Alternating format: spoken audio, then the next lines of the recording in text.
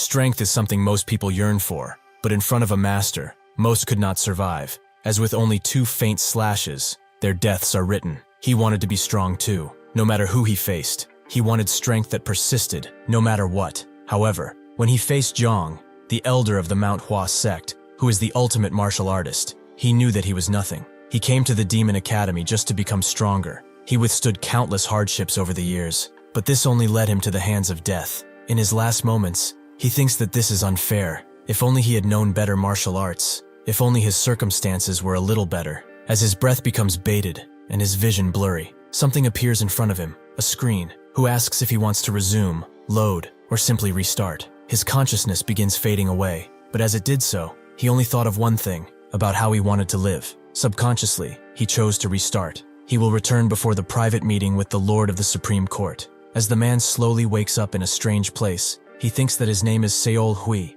In order to understand and learn the demonic arts, which already reduce one's lifespan, he entered the Demon Academy, but he did not learn any arts for years. All he did was mostly lead reconnaissance missions, and then he just died. As he fades away into a deep sleep again, Seol notes that his life truly was worth nothing. He suddenly wakes in a cold sweat, and when he opens his eyes, he is met with the ceiling he has seen for years. He gets up in surprise, as he recognizes this place. It's the old training facility. His mind is too entangled to make sense of this, but he is sure that he died when he met the Manhwa Sect leader. Was he just dreaming? He has more things to worry about now though. Like how the Mantis, Lord of the Supreme Court, sent him to only survey the vicinity while the vice principal did the actual mission. He groggily walks around the facility, until someone from behind notes that he didn't expect to see him here. This is Juk Myung, and next to him is someone even worse, a member of the Black Moon Squad, which is the direct unit of the Supreme Court, Chik San. Seol doesn't know what he wants, but San suddenly punches him so hard that it sends him back.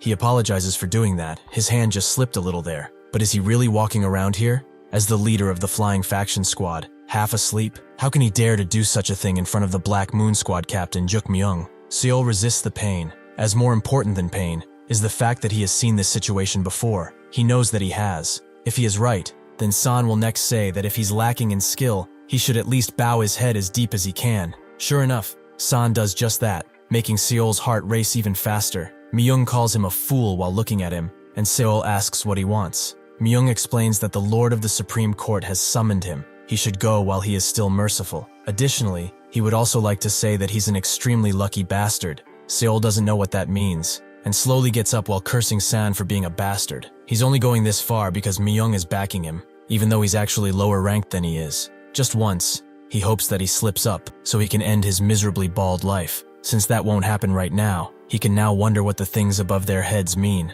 Not for long thought, as he has to go to the Supreme Court Lord as fast as possible. As he does that, he gets a strange feeling. Everything is going the way he remembers. But just what happened? Perhaps this is a dream. Perhaps this is foresight. That's not it. It feels far too real. It's as if something even stranger happened. He arrives at the court lord and asks for permission to come in. But what's on his mind is that he really came back to his past when he died. Unfortunately enough, he is now also meeting the one who planned his death, the Mantis. Everything happened because of this old bastard. Seol introduces himself and explains that he came here to receive orders. He remembers this situation exactly. The current leader of the Court of the Holy Deity was also present. There's a place called the Red Demon Chamber, which was the first branch of the Demonic Academy. Within it, there are 5 courts, and the court leaders possess amazing martial arts skill. But the Mantis in particular has the demonic flame, which is capable of melting bone and flesh in a single burst. Because of his rather awful personality, he would use this ability to kill mindlessly, particularly those he did not like.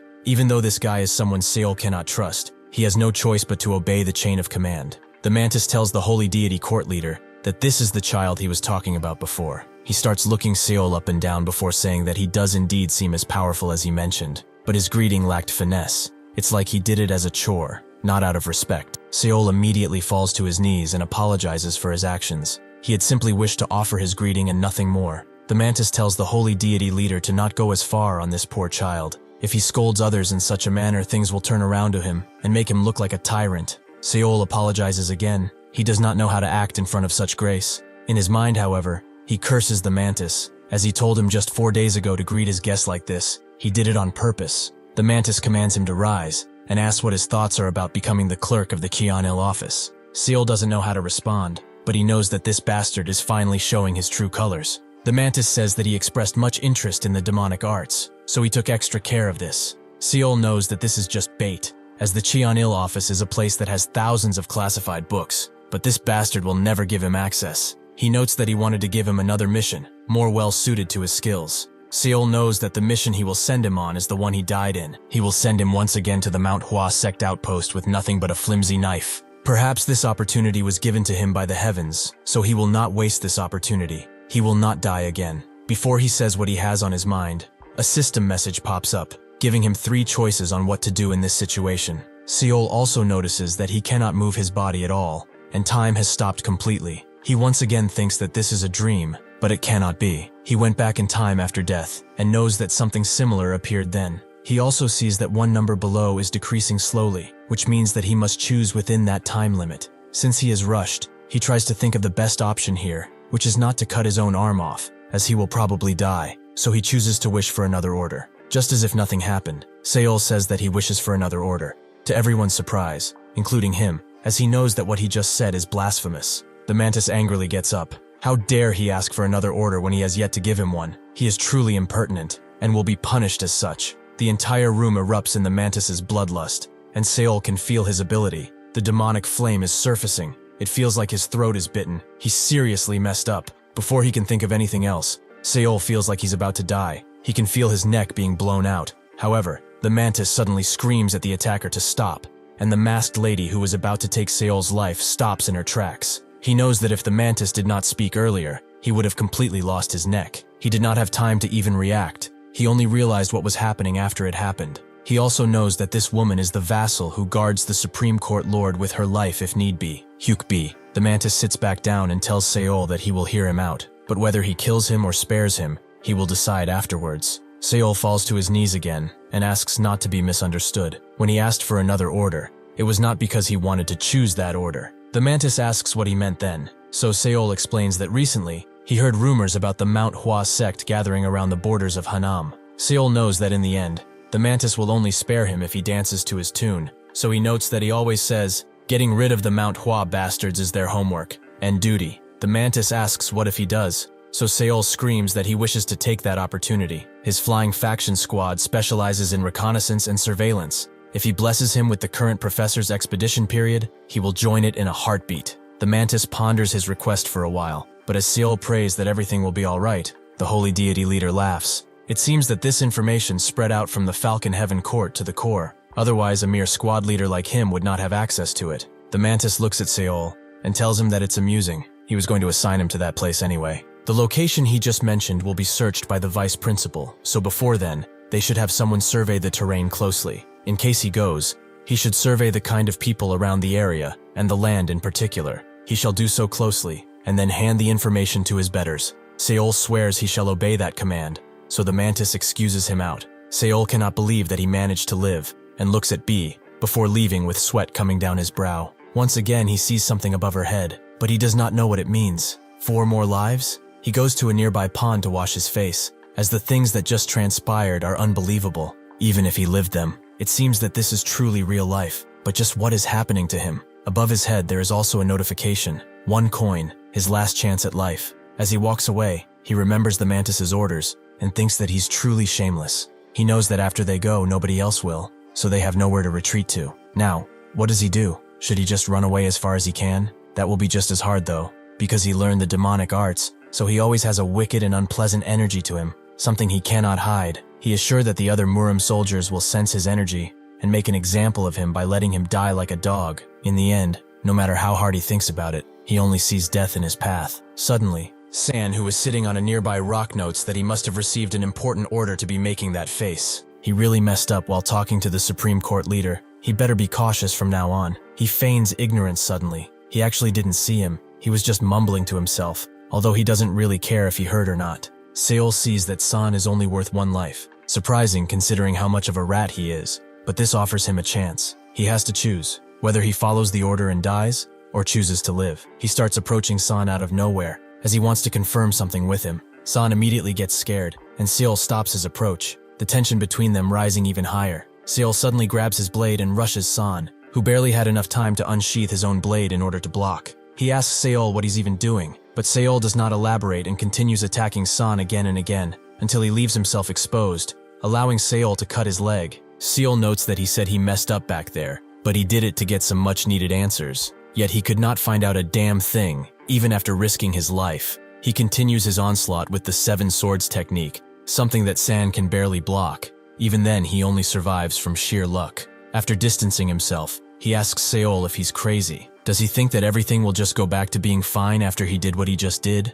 Unfortunately for him, Seol no longer cares about things being normal, so he charges in and pushes even harder. He did everything to get to this point, so he will not stop at all. In order to not die again, he would do anything, even if it meant killing someone. San tries to retaliate, but Seol dodges and uses his momentum to kick San in the gut, dealing a major blow to him. Seol is betting on the icon above San's head. That might be the only way for him to survive. It has to be, as there is no other way for him. The leaves stop rustling as Seol prepares his final strike. San can see the determination on his face, and tries to tell him that if Myung finds out about what he just did, there will be hell to pay. Nearby, a crow, a messenger of death, looks in their direction. Seol impales San in the chest with no remorse, killing the bastard in an instant. He always wanted to do something to him. Perhaps this is too much, but at this point, he cannot turn back from his actions. After some time passes, Seol throws the wrapped-up body of San into a river, fated to forever stay there. As soon as he killed him, the words above his head vanished. However, he felt like nothing changed. He became scared that he did this for nothing.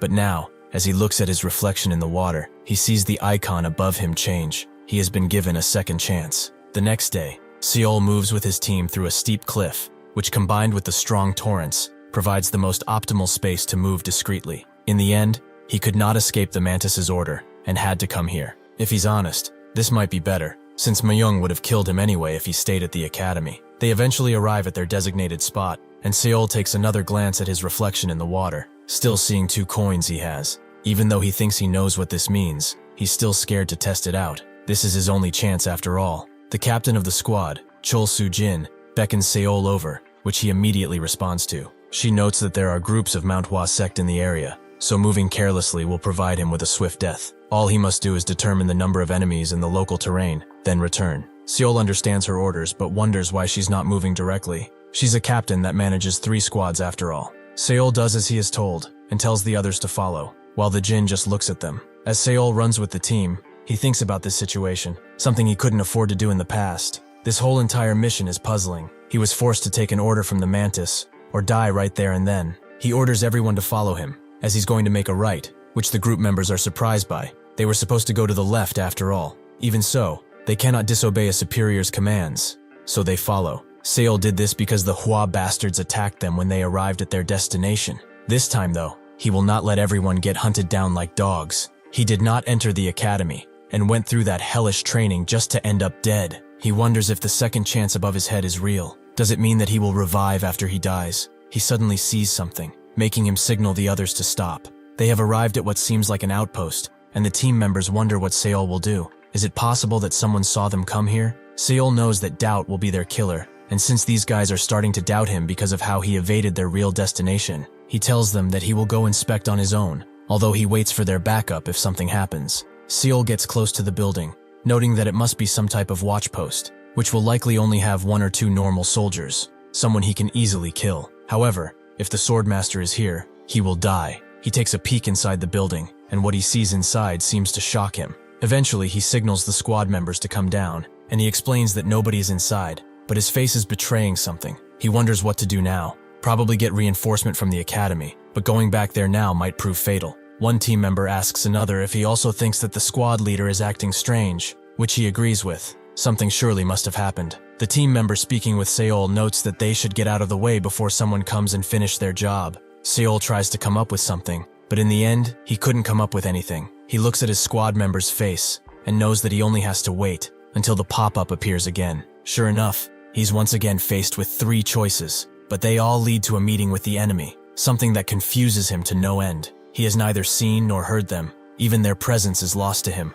but time is running out, so he must choose as quickly as he can. If the enemy is really here, and it's someone who can hide their presence, they can't run or fight anyway. The only choice here is to talk with them. The scenario continues, and Seol suddenly tells someone to come out of hiding, which immediately gets everyone on high alert. Yet after seconds pass, nothing happens. Seol thinks that the pop-up was just written strangely, and sighs relieved, but that's when someone appears, and notes that he is quite the capable man. Everyone immediately backs away from the mysterious man, and Seol wonders how and why he is meeting this guy again. He is the ultimate martial artist that represents strength, the peak swordsman who carries the plum blossom blade, the elder of the Manhwa Sect, Gujong Myung. He looks at Seol and says that by his expression alone, he can see that he recognizes him. This guy is the #1 enemy of the entire Demon Academy, so why is he meeting him again here? They kept moving south after arriving at the middle gate. He went as far as ordering his teammates to a place that they had no place being in, so just why is he here? Jong does not understand why he is asking that question. Are they not the ones who are rudely trudging while in his patrol area? Seol cannot believe his luck. How is this guy's patrol area? Jong notes that he does not wish to delay further. He does not know what brings them here. However, he can tell just by their clothes that they are from the disgusting Demon Academy. He will not practice forgiveness with unforgivable creatures. Tonight is the day they die. Everyone on the team gets ready to fight in their own way, but Seol already knows there is no way to beat him. They will all just die like in his past life. The result will be the same, but somehow, he refuses to give up hope. Even though his life has been uneventful up until now, he has still hoped for more, something more than just this. He has told himself that he will not die tonight, and he plans to listen. So he orders everyone to retreat as fast as they can. When they hear his command, everyone starts running in different directions, before meeting up once again and running in formation. Jong is quite annoyed by the fact that they are such slowpokes, and cuts them all down to size, and impales Seol from behind. He certainly didn't expect for them to be so weak, but since their leader is such a worthless buffoon, it is no wonder. There's nothing else to be said about it. With bated breath, Seol notes that he knew, which Jong inquires about. Seol says that he knew that they were coming. Otherwise, this ambush wouldn't make any sense. Jong asks if he's gone crazy from the blood pouring out of him, but suddenly yanks his head closer and asks how he knew. He should tell him now, while he can still give him an easy death. At this moment, a single thought rose to Seol's mind, the ability to deduce things beyond common sense. This guy knew what day, and even at what time they would arrive. A normal human being wouldn't have been able to do all of these things, unless they knew beforehand. Jong feels pity for such a fool, and notes that since he already knows, he will tell him this. One side benefits by becoming much more efficient, while the other by getting rid of some dirty little rats. It's not a bad deal for either side, right? Now that he is looking at him more carefully, he has certainly caught his eye. He's a demonic cultivator who dared to protest against his betters. Jong suddenly stops speaking as he sees Seol cry, tears of blood red, filled with rage and the will to survive. Jong didn't expect to see a wielder of demonic energy cry ever, but whatever. He is thankful to him, as he can now increase his ever-growing skills. This is goodbye, but he should feel honored to die by his hand. As the squad leader, Seol begs whoever is listening to spare his life. Dying like this is not fair. All he needs is one more chance at life. As his head falls, Seol arrives in the same dark spot, and the pop-up message gives him 3 options. Seol immediately focuses, and thinks that he cannot start from the beginning again, as he cannot guarantee that things will go the way they did again. So he chooses to load a save point, only to find that there are no save files inside. The system tells him as such too, so in a fast turn of events, he chooses to resume, but it cannot be executed, since the martial artist he is facing is much stronger than his, and the scenario cannot be completed by conversation. The system shows him Jong, and all of the statistics he has, while also showing him, and reveals that he does not have even a quarter of what Jong possesses. Seol knows now that there is no chance for him to defeat that guy, so with another warning from the system and no other choice, he restarts. Seol wakes up once again to the same white-tiled roof, and begins laughing. Is he really this unlucky? Well, this is still a second chance, so he has to get up and move on. He cannot stay here, because those two will arrive soon enough, and mess with him again. When San and Myung arrive, San is surprised that Seol is not in his bed, as he saw him just a few minutes ago. Seol is behind them, and looks at San's head, which seems to not have that notification anymore. This probably means that he can collect a life only once from each person, and since he has no real easy targets around here, he only has one chance left at life. This does not bring him despair, however. Instead, he clenches his fist and thinks of strength. He has to be stronger. Stronger than Myung. Stronger than the Mantis. Stronger than the master of the Hua Sect. He will survive, no matter what may happen. Seol goes on a run to clear his mind just for a little while, but stops right at a mirror, seeing that he only has a chance left. He sits next to the wall and wonders what to do. There are enemies at every angle. Enemies he cannot fight nor avoid completely. There must be a way for him, so he gets going once again. When he goes to meet the Mantis, Seol bows down with extreme force and announces what he came here for. The Mantis looks at him, while Seol thinks that the system told him about the incident with the Mantis. so there has to be some way for him to get what he wants in this place, so he will not run away no matter what. The mantis introduces Seol to the holy deity leader, who notes that he must be a good kid to bow down so gracefully. Seol notices that the situation is much different from before. Perhaps it's because of his bowing that the mantis couldn't do anything now. The mantis asks what he thinks of becoming the clerk of the Cheon-il office, which Seol now knows is a trap. He raises his head before bashing it into the ground. He does dare to ask for such a valuable position. It does not suit a person as lowly as himself. The mantis is surprised by the reaction, but it's great, as he wanted to give him a mission anyway. That's when Seol interrupts him, and notes that he wishes to say something to him. He has been waiting for this moment, for the three options to pop up again. He already knows that the first two choices lead him to imminent death, so the only option for him is the third one, to cut off his right arm. He says as such, which feels really weird for him, but if this does not work, then he has no other way of escaping. The mantis asks why he would do such a thing, and why so suddenly. Seol cannot avoid fate, so he would rather do everything with his own hands. He explains that he was always watching over him, yet he dared to yearn for upper-level martial arts and continued speaking out of line. He even went to look through his things with no fear. All these thoughts suddenly came to him, and they brought great shame. Killing him multiple times would not be adequate, so he would like to prove his loyalty to him. The holy deity finds him amusing, and the mantis hands him a small blade. If he's so adamant on doing it, then he should get started, right? Seol picks up the blade with a certain tremor in his actions, but he only has to do this once. This is the only way for him to survive. With that, he begins cutting, deeper and deeper until blood sprays out of him like a fountain. The mantis orders him to stop, and B rushes to knock the blade out of his hand in an instant, falling behind him. Seol looks at her and wonders when she even did it, seeing the +4 lives he can get from her. He also notices that he didn't cut his arm enough to cause long-lasting damage, but at the same time he also can't move it. The mantis points at him and notes that he is quite amazing, with the holy deity leader agreeing. Seol breathes heavily while the two make fun of him, but the mantis suddenly hands him a token. He always wanted to lead the Cheon-il office after all, right? So this is his chance to do it. Seol can't believe that he survived. Out of all of these actions, this one was actually the winner. He thanks the mantis for his grace and takes his leave. With this action, he has confirmed that these options are his only path to his survival. As he hears the two laughing, he vows to never forget the pain they have incurred on him and their ugly faces. Later at the Cheon-il Tower, Seol is inspected by the secretary, who asks how old he is and how much experience he has. Seol says that he's 27 and has 8 years of experience in the Flying Assassin Squad. The secretary also sees that at his basic instruction institution, he was ranked 12th out of 1,000 kids, which surprises him. He never expected to see such a high rank in such a place. While analyzing him, the secretary notices his arm being strained and asks what happened to it. Seol notes that there's been an accident, and before he can wonder what kind, he notices the mantis's signature on his invitation, so he will not stick his head into this problem. He tells Seol to follow, and they both go through a dark hall before arriving at a library. The secretary notes that he will work here from now on. All he must do is maintain the books and properly organize them. The secretary notices the lack of response and asks what's wrong, but Seol understood. He was just mesmerized. While the secretary continues explaining, Seol thinks that the mantis and holy deity leader might not know this, but all of this classified information is managed by librarians and government offices who have unclear intentions. There is no way that they classified high-level martial arts here, but he does not need such skills anyway right now. Now, he is looking for a way to kill the man in front of him, to secure a lifeline, and get one more life. Even if he messed this one up, he would have something to save him. He wonders how much a secretary knows about martial arts, and suddenly calls him over before trying to pull something out of his clothes with a desperate look on his face.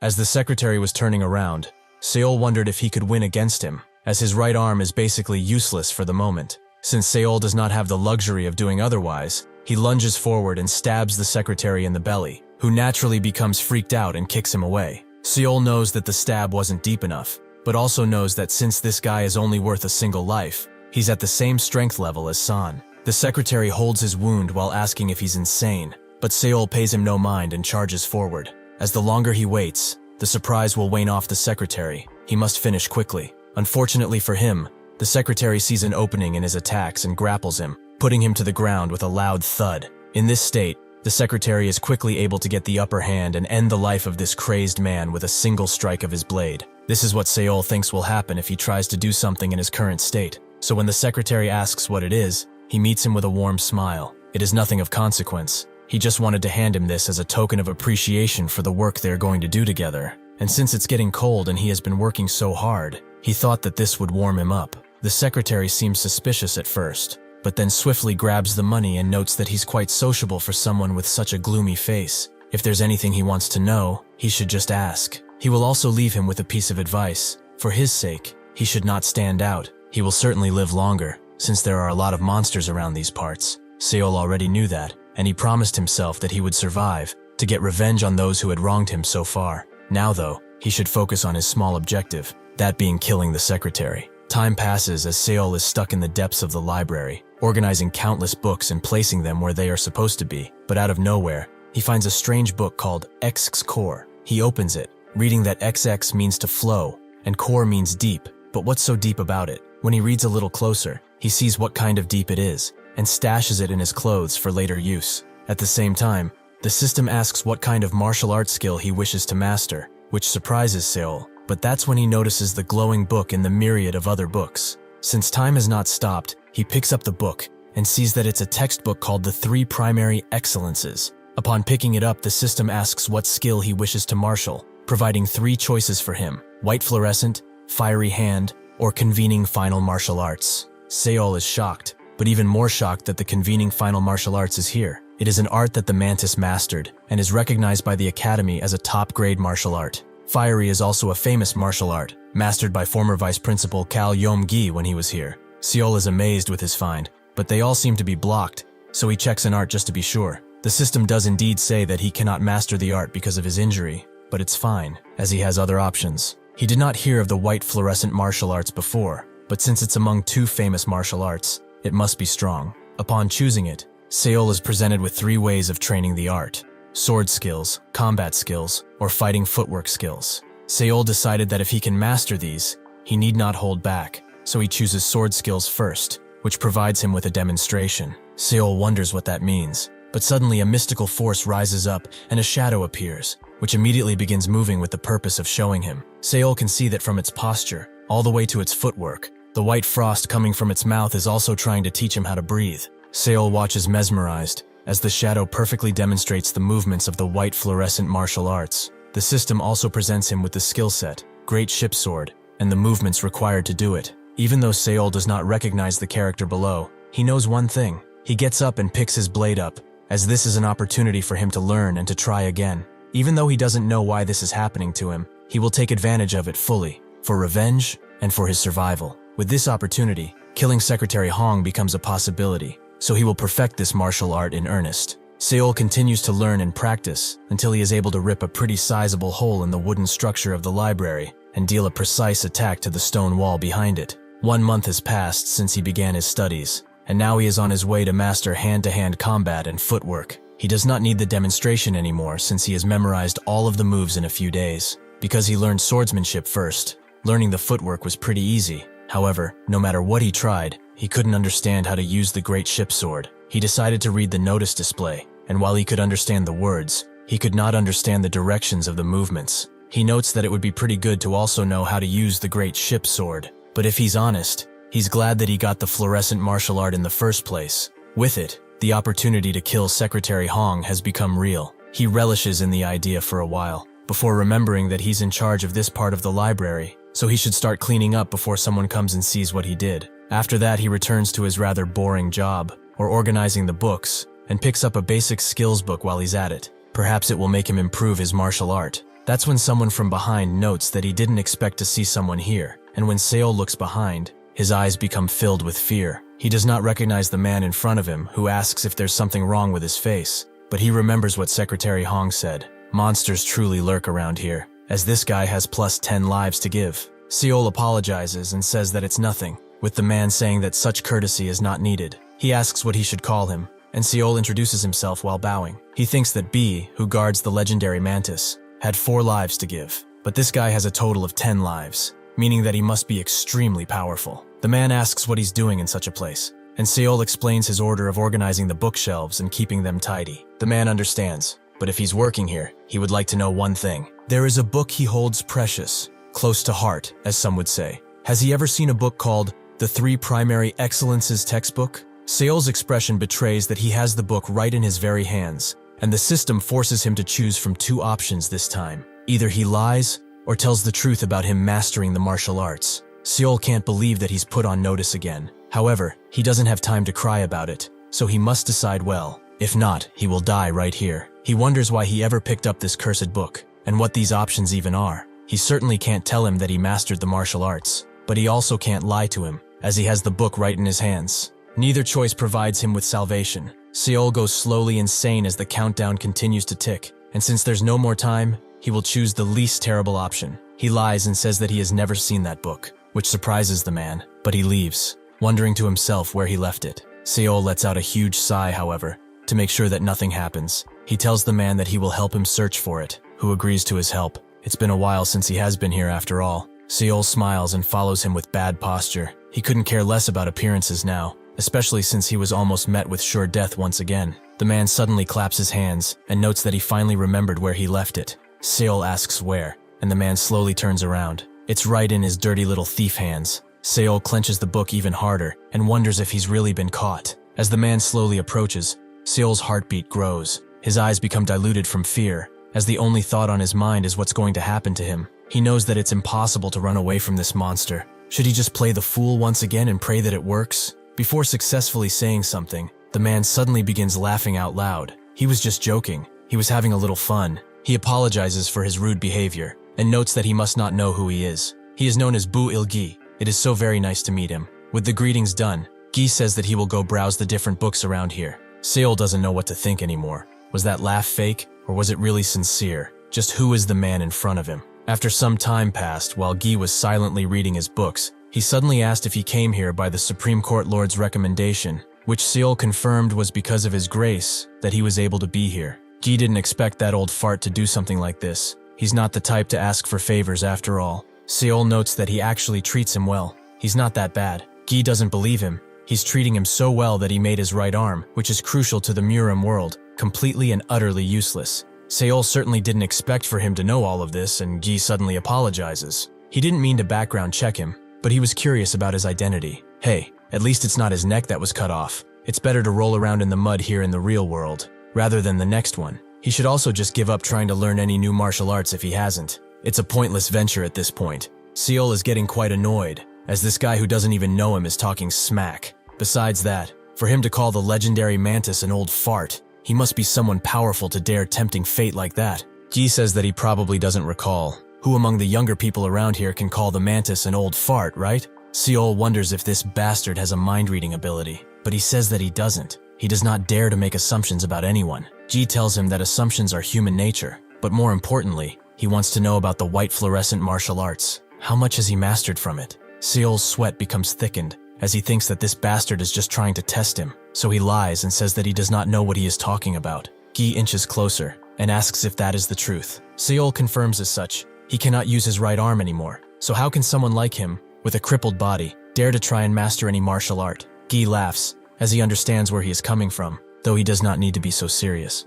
However, in the case that he was lying to him all of this time, that means that he would be a deceiver. He doesn't like deceivers at all. Seol's sweat becomes too heavy and falls to the ground, just as Gi is leaving and wishing him success in his job. Seol can finally relax. His heart certainly can't take many of these situations, but unfortunately for him, Gi stops dead in his tracks, and a system pop-up appears, forcing him to choose out of 3 options. Seol is shocked to see the first one. He didn't know this man was the disciple of the heavenly demon. The 4th one at that, he only heard about them in rumors. Gi is ranked 30th within the Demon Academy, the person at the top of the martial arts game. He is a true beast. Seol's breath becomes even faster as he looks at the options he has. Choosing the second one is out of the question. He cannot tell him that he mastered the fluorescent martial arts, as he would be a deceiver, and the third option seems to be even worse. So without much choice, he has to choose the first option. Upon hearing what he just said, Gi's eyes light up and note that he isn't bad. He does not know how he found out, but it does not change much. In the end, he is just a person who is pushed out in the middle of a power struggle. Seol immediately falls to his knees and asks to be forgiven for his actions. He never dared to disrespect him in any way. Seol thanks the heavens that he made the right decision. Now though, if Gi is in a position where he couldn't be found out, it would spell doom for him. Fortunately, Gi turns back and tells him to get back to work. Seol's pulse returns back to normal. Before time stops again, and the pop-up appears again, with the 2 other choices. Seol doesn't know why this is happening.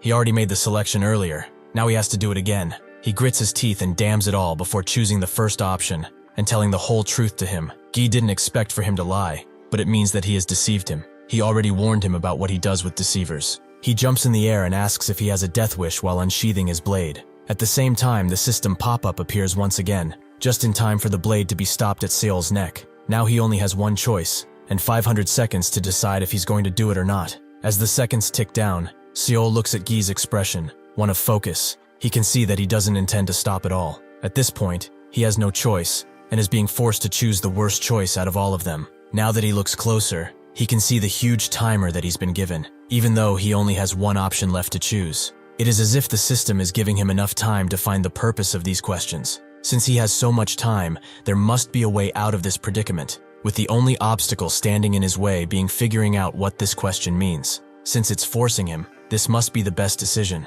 But how so? A heavenly demon disciple is pointing his blade at him and preparing the most powerful attack he has seen in a while. There must be a way to convince him to stop.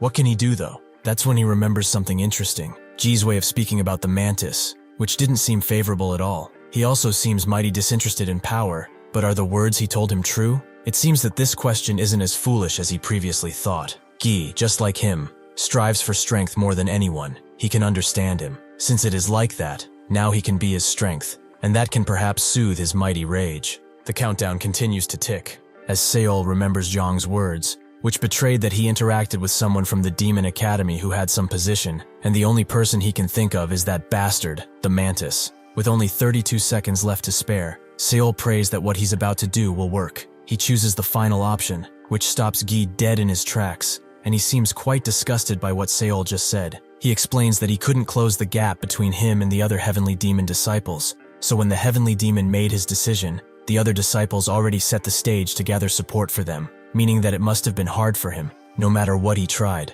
Gi tells him to not change the subject so quickly, and what's he trying to say anyway? Seol is amazed that he's listening to him. He can see that he's quite curious about his words. With this opportunity, Seol tells him to choose the Lord of the Supreme Court as his stage. Gi is surprised by this, and the murderous look in his eye changes, something that Seol immediately notices, and allows him to go even further. The Supreme Court is the center of the Red Demon Palace, and if he gets it, it will become a big asset for him. He will be able to occupy the Red Demon Palace and fulfill his reason for coming here in the first place. Gi looks at him for a bit, before withdrawing his blade, allowing Seol to speak even more. Did he not come here to look for the 3 primary excellences textbook? If he had found it, he would have left. He had been thinking about it too. What was the reason for a disciple of the heavenly demon to come to such a shabby place anyway? Why would he speak to the lowest of the low and allow himself to receive help from him? He realized something after thinking like that. He must have come here to find somebody who can tell him the weakness of the mantis. Gi asks why he thinks that way,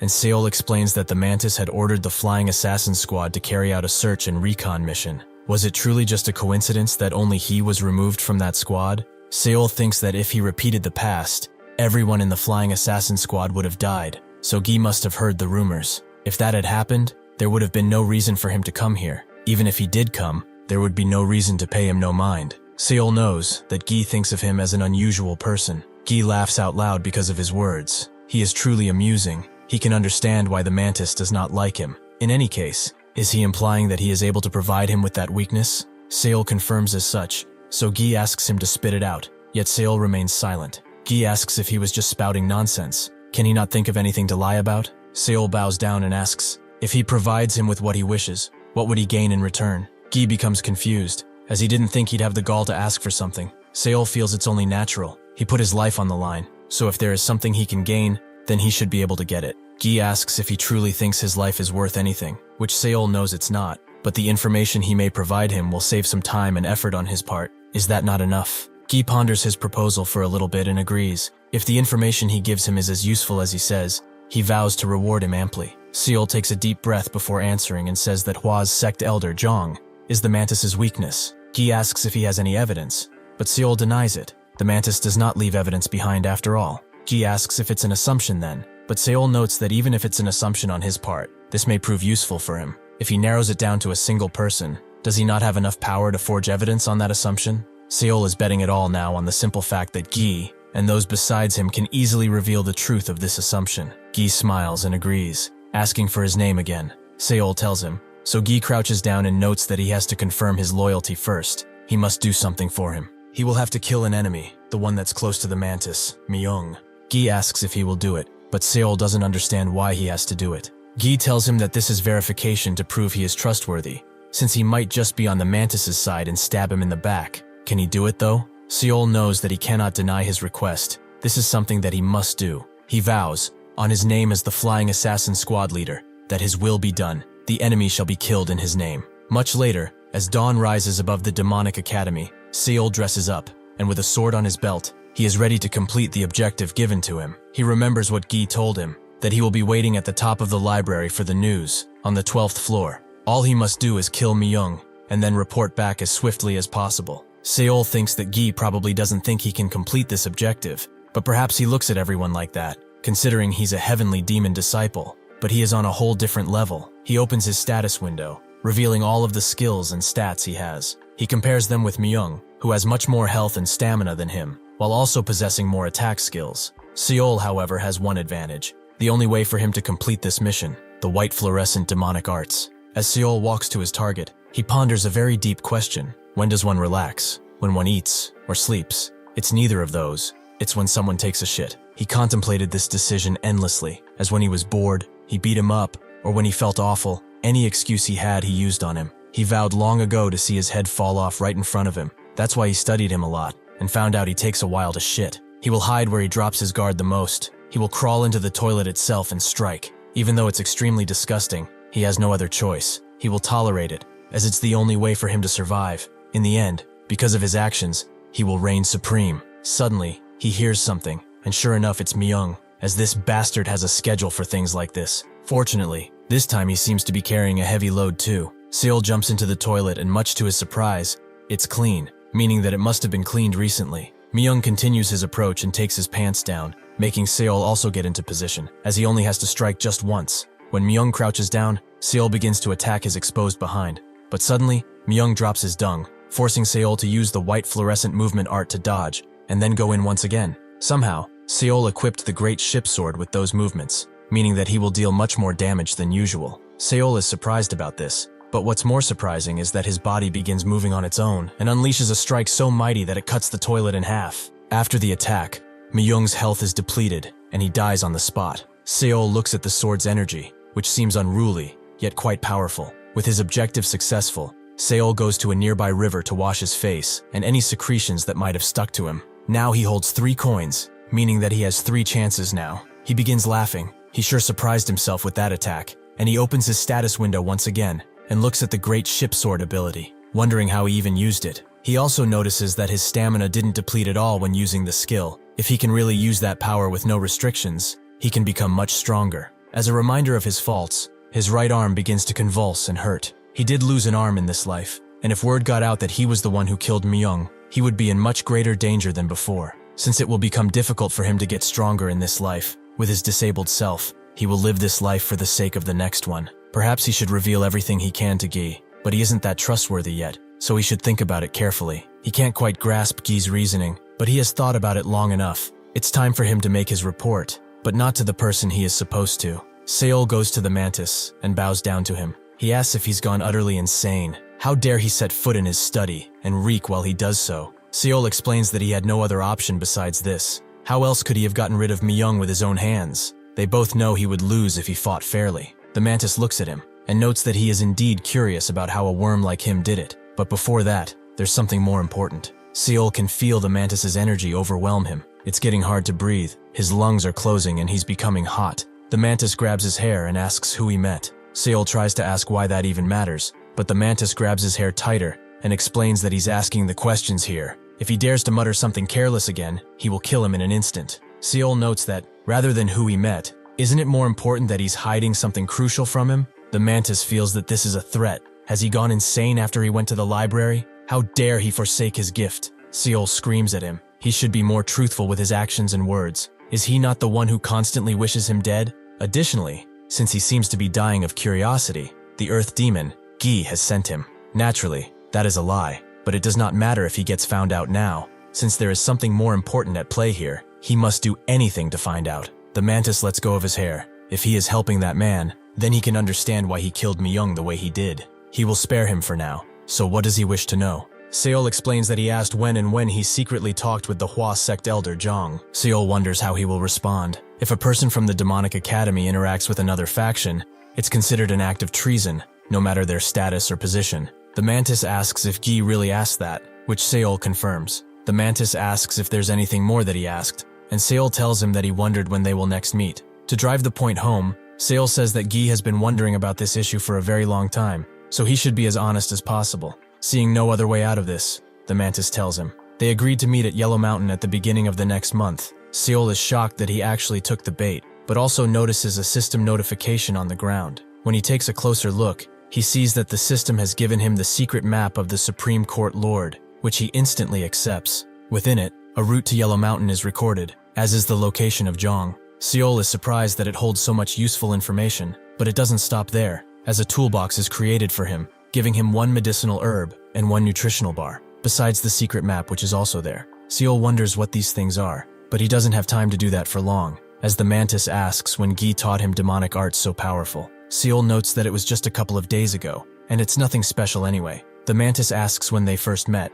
and Seol explains that he first met him when he arrived at the Xianil library. The mantis finds this quite strange, from his point of view at least. It has not been long since he sent him here, but he actually trusted him, taught him important demonic arts, and ordered him to kill Myung in the span of only a few days. What's more, is that he ordered him to gather information like this, right? Seol confirms as such, which proves to be fatal, as the mantis drives his hand in his chest. He knows that he was taking him for a fool all of this time, which is the last mistake his enemies make. As Seol's blood drops down from the mantis's hand, he wonders why he was even born, and why he's here. Why is he not affected when he takes the life of another? Why must he get stronger still? All of the questions in his mind started with why, but it came down to one single question. Why does he have to stand behind the strong? That is also probably why he angered the mantis so much. Since he's about to die, he will bless him with the reason as to why he knew he was a liar. Gi does not teach martial arts to anyone. He only uses the martial arts that were handed on to him by the headmaster. Seol laughs, which surprises the mantis. He probably doesn't know since he is such a fool, and a senile fool at that, but he has already lost to him. This enrages the mantis enough to end his life right there and then, in a gruesome sight of blood and anger. Seol restarts back from the very beginning, slowly getting up in his morning days once again. He notices that his hand is fine too, which he's very grateful for, but now he only has 2 lives left, which means he has to be much more careful. He opens his status window and sees that his stats have increased a bit, presumably because his arm is fine, but who knows? He also seems to have lost the white fluorescent demonic arts, although he remembers them pretty clearly. As he does so, the system notifies him that he obtained them, meaning that remembering them counts, which is pretty good for him. He also opens the Tools tab, it being brand new to him. He wonders how to use the map while it's in there, but the system immediately asks if he would like to summon it. When he accepts, the map appears in his hand through sheer magic, which is quite convenient for him. Since he has it now, he decides to take a look and sees the Yellow Mountain on it, the place that the mantis mentioned previously. Since the tab is still open, he opens the medicinal herb item, which increases his health by 2, and the nutritional bar, which increases his health by 3. When he summons the nutritional bar, he is surprised to find it has a pleasant smell, and when he takes a bite of it, he is mesmerized by the taste, and he also gains 3 health for it too, although he has to consume it all. He thinks that it would be better to save this for a more dire situation, and just as he thinks that he would like to store it, the system asks if he would like to store it. Just by thinking about it, the item goes back into the toolbox, confirming that now he has a very useful place to store things in. With that out of the way, he must get moving, as he has some important things to do. He swiftly rushes to the Xianil library and climbs to the 12th floor, where Gi is, and he requests his presence. Seol waits patiently for an answer, before Gi asks who he is. Seol introduces himself as the squad leader of the Flying Assassin Squad, a low-rank squad from the Supreme Court. Gi asks why he has come so far, looking for someone like him. Seol explains that he has information that he may find useful for his dream of becoming a good leader. After a bit of breathtaking silence, Gi invites him inside. Seol opens the doors slowly and finds Gi standing at a table, noting that he's quite amusing for a low-ranking member. He has decided to bless him with a chance. So what is the information that will be useful for his dream of becoming a good leader? Seol takes a deep breath to prepare himself and hands him the map, which Gi inquires about. Seol encourages him to read it. and Guy decides to do so, finding the contents quite shocking. His demeanor and tone change as he asks if this is true information, which Seol swears on his very life. Guy doesn't care for that. What's his life worth to someone like him anyway? Seol notes that he's just a lowly squad leader who wishes to stand behind him. Guy can see the determination in his eyes and asks why he would wish to do that. After a bit of pondering, Seol says that he too wishes to become stronger, like everyone else around here. Guy can respect that answer and slowly approaches him. If the information he has here is correct, he can promise anything he wants. Guy goes to confirm the information, but Seol can no longer wait, as he has left for 3 entire hours. The anticipation is getting to him, and he can't shake off the feeling of dread he has. The authorities within the Demon Academy, like the court or the society, how would Guy be aware of the political relationships between them? He too knows that the Lord of the Supreme Court does not stand behind the Earth Demon, but rather the first disciple, the Blood Demon. Finally, Guy arrives back and asks if his name was Seol, which he confirms, while wondering what will happen if he fails. What will he do in his next life? Suddenly the system asks if he would like to save his progress, and which file to use, confusing him. But Seol is quick to adapt, and sees this as an opportunity. He decides to use the first save file, just as Guy asks him to choose between 3 options. The first one is to become his core warrior, the second is to become his aide, and the third, which is the most difficult, is to become his secret swordsman. Time stops once again, giving Seol enough time to look things over. He can see for himself that each choice will lead him to a completely different life, and that the symbols appearing below are the difficulty levels of said life. Seol takes a closer look at the first choice. The military, being the Academy's principal education center, is supervised by the Corps. It's basically a talent cultivation center, where supervisors train people, only intending to let out 3 to 4 people per year out of 100. While he can increase his internal energy and martial arts skills, the training does not guarantee that he will survive. The second option is much safer, as he only has to learn from Elder Quan, who is ranked 94th within the Academy. The only difficult thing about this task would have to be enduring his rather unique personality, and worst case, he would end up crippled again. Additionally, he might also get a shot at the Mantis with him, but that has too many variables, such as having enough political power to do such a thing and actually do it. The third option is the most dangerous, as he has to kill someone of great importance. But just who is that person? If the difficulty is so high, he's certain that it's no easy opponent. So with all of the decisions in his mind, he decides to go with the easiest one and become his warrior. Guy agrees to it, and Seol thinks that above all, he must put his survival as a priority, and whatever situation he's in, if he can obtain another life, he can change the situation. Guy explains that there are only 6 days left to get admitted to the Academy, so he will personally talk with the secretary of this place to get him in. All he needs to do is stand by in the basement. Seol thanks him for showing such care for him, but Guy says that it's nothing. He deserves as much. Additionally, while he's there, he should look for a book called The Textbook on the 3 Primary Excellences, as it should provide a jumpstart to his martial arts. Seol knew that this guy didn't just like that book or something, he really knew what was in it. Guy tells him to prepare the best he can in these 6 days,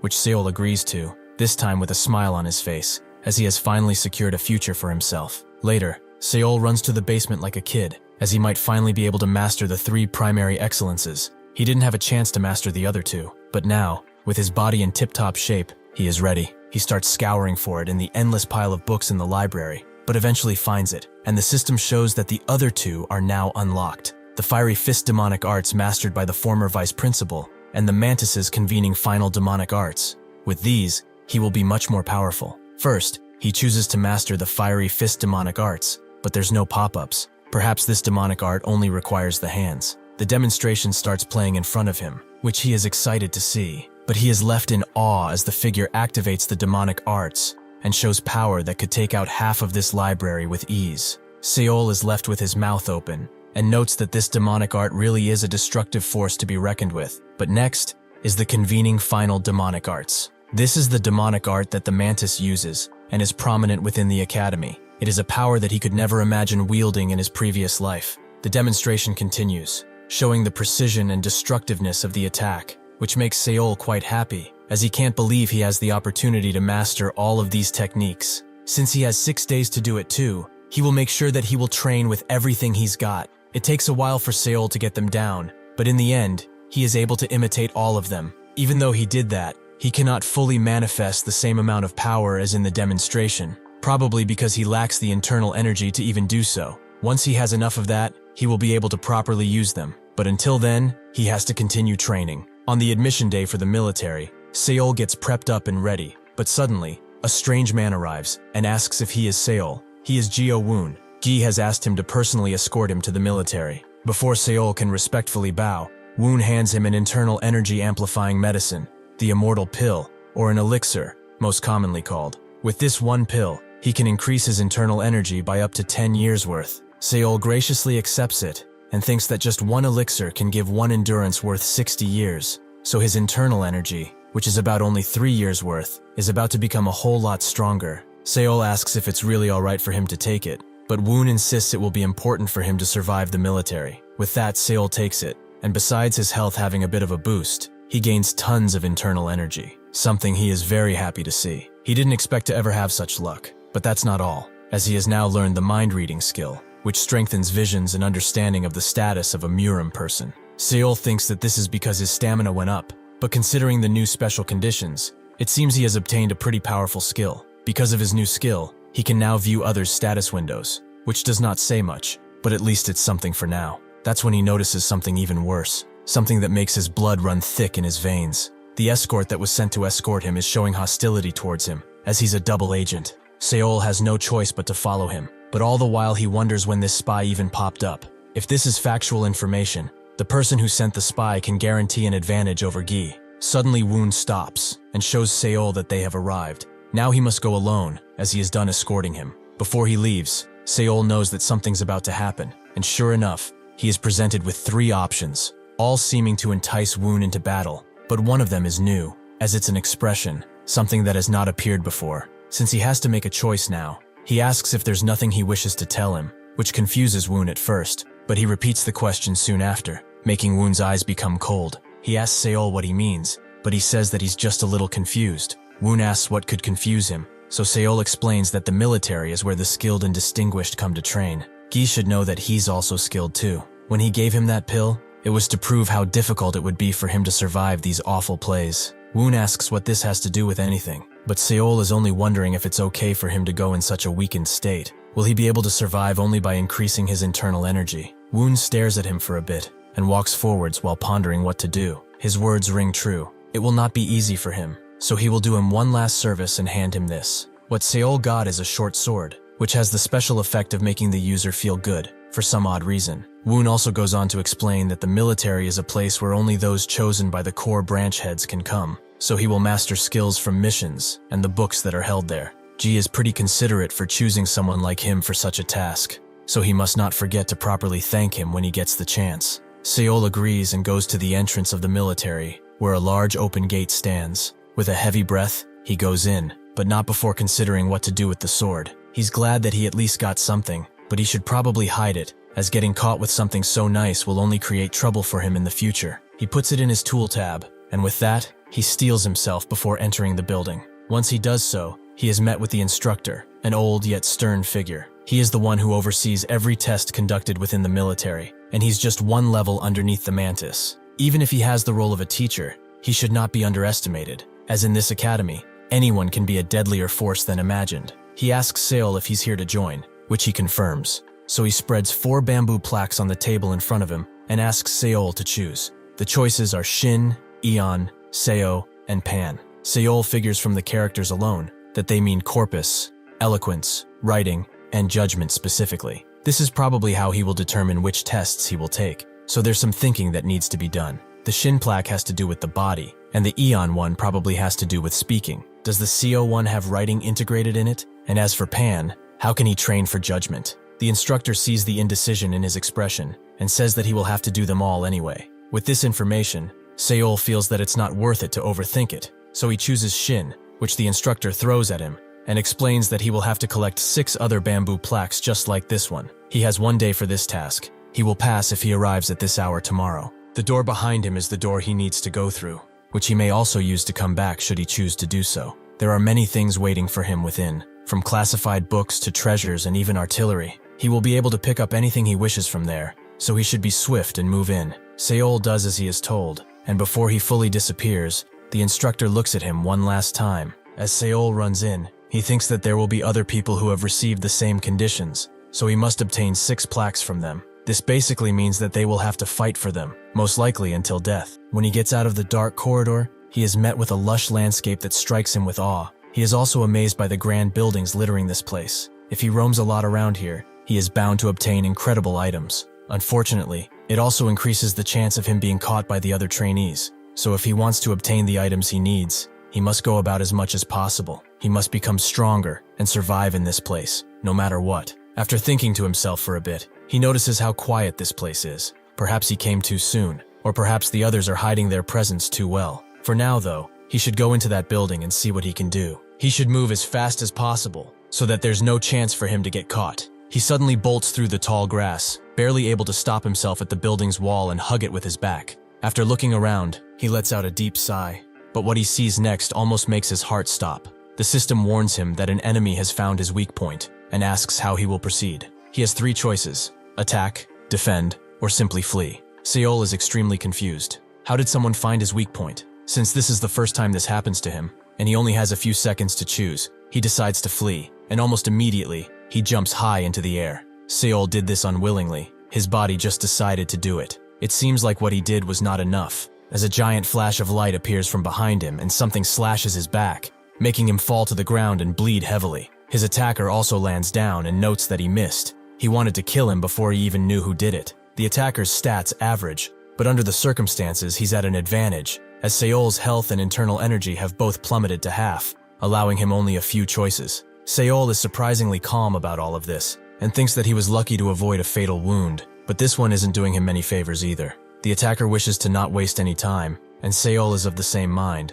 There is no reason to. Since he cannot know how strong his opponent is, he decides to use what he can see, that his internal energy is much lower than his, meaning that this guy is nothing to fear, and only a small stepstone for him. The attacker becomes him forward, so Seol confidently charges in, which surprises the attacker, who has but a few seconds to block. The white in the white fluorescent arts stands for frigidity, which is the lack of any emotion in his attacks. It's also the reason why a white mist appears around his mouth as he breathes slower. Besides this, it also makes his opponent move stagnantly, allowing him to move in with ease, and end this fight by cutting his head clean off. With this power, he cannot miss any opportunity. Even if he's still at a level where he can only imitate this art, it is still improving his combat skills by a large margin, to the point where he cannot recognize himself anymore. He looks at his status window to see how far his health and internal energy have fallen, and while it's not bad to be able to see something like this, it's also a warning that death is one mistake away. He starts looting his attacker, and sure enough, he finds one of the plaques he required,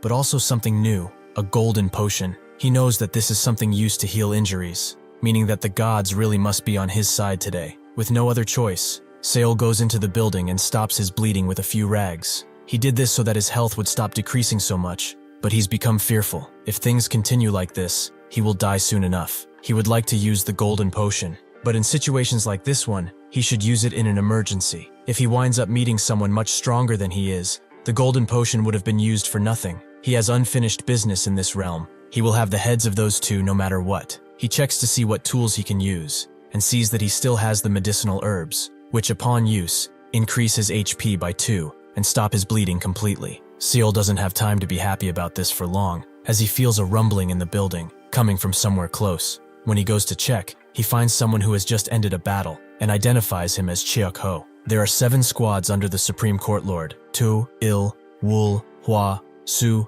Mok, and Jium. Squads that are officialized will also have Hyuk, which means black, added to the front of their names. He knows that Chiok Ho is the head of the Black Fire Squad, and since he was harassed by Juk Myung constantly, this guy must mean trouble. He probably is a better fighter than he is, so if he wants to end him now, he will have to do it in a single blow. While thinking about this, he wonders if he can use the window that appeared when he killed Myung, but he does not know how to trigger it. What's fortunate is that Chiok has his guard down now, but the window still isn't popping up. Does he have to find the opportunity himself? Since this guy will probably not linger here for longer, he cannot wait, so no matter how injured he is, he must go in now. That's when the system pop-up he wanted appears, and asks what he would like to do: attack, use martial arts, or perhaps a tool. Seol is glad that he got it, but these options are new for him, so he wonders what will be wisest here. With only 3 seconds left, Seol decides to attack him, as it's safe and bound to work. He also notices that he will be sent back in time 3 seconds ago, which does indeed happen. Seol is pleasantly surprised by this, and charges in so swiftly that Chiok is still smiling as a sharp blade penetrates his body. He has died in one hit, which Seol can't believe he did. Things really worked out in the end. With this out of the way, he loots his body and finds 5 plaques, and besides those a bunch of items. So much so that the Tools tab changes in order to accommodate both medicine and equipment tabs. The reason Seol put everything in Tools is because the moment he pulls something out, like the golden potion he just used, the effects get immediately applied, so it's rather quick. With his new healthy body, he checks out the heavenly silver breastplate he received, and wonders if he can equip it from here too. Sure enough, he can, but not only that, the breastplate becomes invisible, and he can't even feel the weight of it. This whole thing is a blessing for someone like him. Unfortunately, he has fallen into the trap of the one before him, and has celebrated for too long, allowing an enemy to sneak up on him, making the system ask what he would like to do again. Seol can't believe that he really let down his guard so much. But now what does he do? Does he face this unknown opponent? Or flee? That could get him injured once again, but that's when he notices that if he defends, he will get the location of the enemy. He decides to do that, and as time resumes, he feels his opponent behind him. But even with this, he only has time to turn around before being struck in the chest so hard that he is sent flying. Seol manages to land on his feet, but he was almost killed by this attack. He wouldn't have been able to stop this attack no matter what, and if he had selected to flee, he would have gotten himself killed. No matter what he did here, he would have still suffered damage. It's only thanks to this breastplate that he is alive. The enemy notes that he took him as a simpleton, yet his sword did not go through his exposed back. He is probably using equipment, isn't he? Using the system, Seol can see that this guy is named Oma, the squad leader of the Heavenly Abyss, and has pretty good stats. This is someone stronger than those he has fought previously. As the opponent stares him down, Seol thinks that if anything, the worst part about this is that this guy's internal energy and health are superior, and not even Myung and Chiak combined would be this much trouble as this guy is. What's the most shocking, however, is the fact that this guy is only worth a single life. How can somebody of such power be worth so little? Oma asks why he's rolling over his eyes like that. He's going to die no matter what, so he better accept it now. After a bit of silence, Seol says that he worked hard in this life, more than anyone, and thinks that this is just unfair. Oma wonders if he's gone insane from the idea of dying, but Seol continues talking to himself, as everything he does feels like crap. He died and lived again and again, doing his absolute best throughout to survive. Life was finally starting to look up for him. He thought that he had a chance among the disparities of this academy, but once again, it has proved to him that it's unfair. Oma now really believes that he's gone crazy, something he didn't expect to see in this place. As Seol unsheathes his blade, he says that he has indeed gone crazy. If he is fated to die, he will struggle until his very soul is snuffed out. With that, he charges in swiftly with the white fluorescent arts, not impressing Oma at all. He simply blocks the attack, making Seol push the blade hard, allowing something to happen that never has before. The contact point of the blade starts to grow, and suddenly they blow up in a blue dust cloud, forcing Oma to retreat. Yet Seol stands the same. He is doing this mostly because he is confused at what just happened, and even more so as he's seeing that Oma has been injured. He knows that his sword didn't go through, it just clashed with his, but if he can really apply damage this way, surviving might still be worth a try. It is known that there is also another fluorescent art called the Freezing Fluorescent Arts, and it utilizes the cold, making it the ultimate demonic art that only the highest ranked squadrons could hope to unleash. It's something more suitable for women, as men tend to utilize extreme chi. However, because of its amazing capabilities, men wanted to learn it, so throughout history, they created other martial arts that were derived from this one. Seol thought that the white fluorescent demonic arts might be one of those, as he does not possess a polarized body, nor meridians that allow the chi to easily flow, yet he is able to unleash this demonic art with ease. This is probably the case, as it's far too powerful for something simple. Oma is starting to get annoyed at Seol's perseverance, who sees that his internal energy is also dropping pretty heavily with each attack, meaning that if he's to win this, he must do it swiftly and precisely. Oma suddenly charges in, but due to his wide stance, Seol is able to dodge each attack. Even if it's difficult to maintain this speed, he can see his attacks, which allows him to clash swords once again. Oma unfortunately gains the upper hand by throwing their swords to the left, allowing him to kick Seol so hard that he must retreat, as he suffered too much damage once again. Oma congratulates him for lasting so long with his petty little tricks, but this is his end. Seol believes his words and prepares for the worst, but that's when his proficiency in the white fluorescent demonic arts increases from imitating to beginner level, something he really didn't expect to see. Since this is an upgrade to his martial arts, it won't give him his health back, but it provides an opportunity for him to try once again. He jumps and slashes at Oma, who cannot match his speed and backs away, but not without injury. Seol is surprised by how fast he is, and thinks that if he can maintain this speed, he truly has a chance.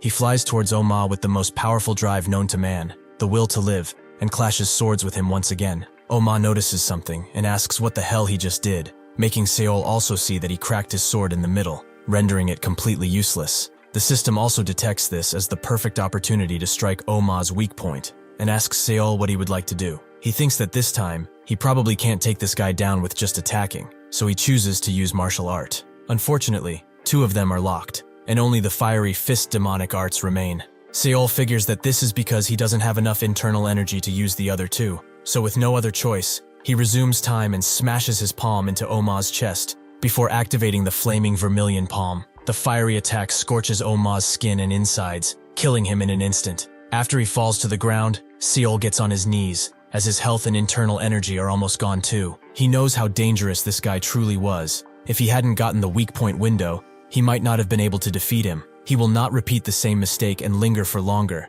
He will literally die if he does so. He swiftly loots Oma, gaining a bunch of elixirs and a classified book. After a much-needed rest, the sun comes up, and Seol wakes up too. He recovered using another golden potion, and hid here until now. He has acquired the 6 bamboo plaques needed for the test, and also wanted to put away the items from Oma into the toolbox to save them for the next life. But the toolbox for some reason rejected them, almost like it was trying to exclude items that could help him have an easier next life. The 2 elixirs he got, one which slightly increases maximum health and the other one internal energy, are quite useful. At first, Seol wondered what to do with them, but he decided to be careful about what he does. If he were to use them and end up dying once again, he would basically lose them, so perhaps he can trade them for something else that can give him an ongoing effect. He also has this classified book, which is a martial art of stealth, and since martial arts do not disappear from his mind, he decides to learn it. As soon as he does so, everything about the technique is engraved into his mind, like he always knew them.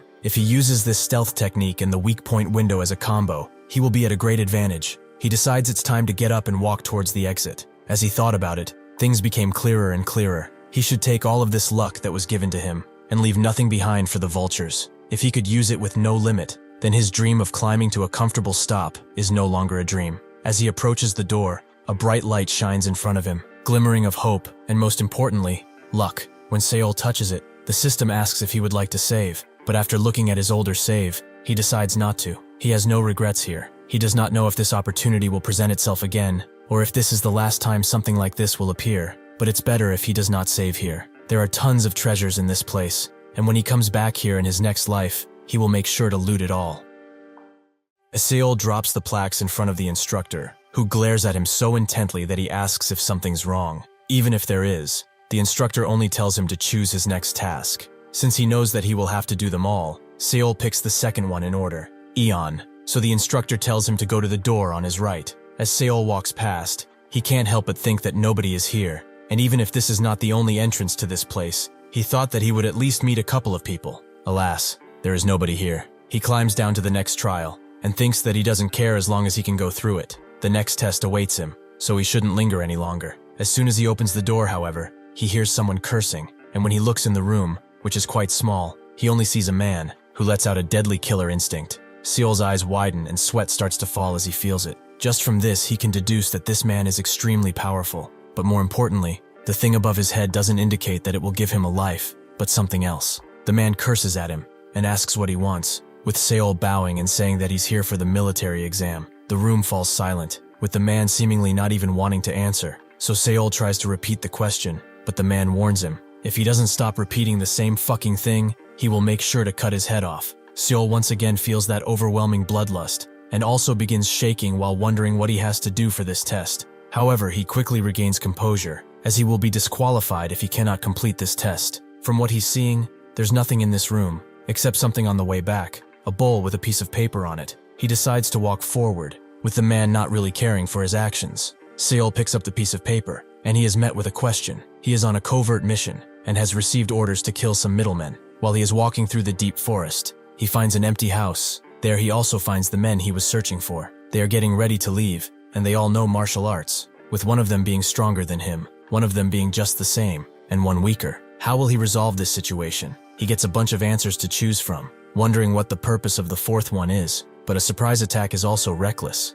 Making conversation doesn't seem like a good idea, so he chooses to wait by the house until something happens. Seol says that this is the best way out loud, making the man smile. He notes that he can't feel bad now, since he warned him, and before Seol can fully turn around, his head is cut clean off. As he dies, Seol can only feel one emotion: anger. He returns back to his save point, where he has to choose what to do for Gi. The annoyance he just experienced still lingers in his mind, but he must move forward and not dwell on it. He once again chooses to become Gi's core warrior, and the conversation goes on as the last time. He remembers it all clearly, because he already lived it once. After Gi leaves, Seol remembers how he couldn't even turn around fully before being killed. He is still too damn weak, to the point where it's annoying. If he wants to live, he has to be prepared for anything. The toolbox items he stored are still there, meaning that if he were to steal something from this room and put it in the toolbox, he will be able to use it in his next life. Since he has nothing left to lose except his life, he begins searching around the room for anything useful,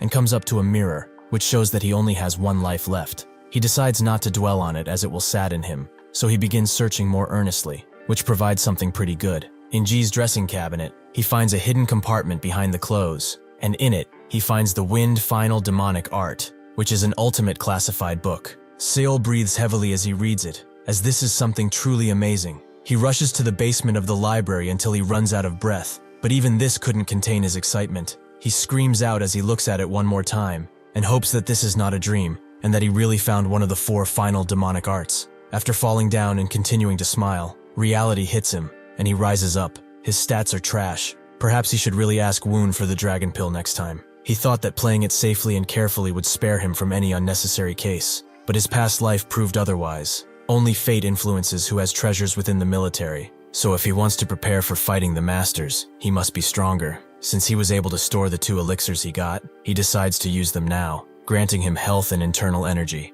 much more than expected. After they take full effect, he can not only feel that his stats have changed, but his physical appearance has changed too, as his muscles have grown quite a bit. Perhaps even his height increased. But what's more important now is to try this ultimate power, which is able to unleash hell on any enemy. He prepares to use it in earnest, but the ability is locked, which confuses him. The reason why this ability is locked is because he requires a minimum of 30,000 health and 50,000 internal energy to use it, meaning he still has a long way to go before it becomes useful in any way. Although since he is in this position, he should be able to achieve it relatively quickly. Since he has time, he decides to learn how to properly use the Great Ship Sword ability, as it does not consume internal energy, and it's a useful skill. He pulls out his blade and steels himself for the journey ahead. On the day of the military exam, he is met with the same scene as in his past life, where Woon gives him the immortal pill, which combined with the other pills, increases his stats by quite a bit, and increases the proficiency of the fiery fist demon art to beginner.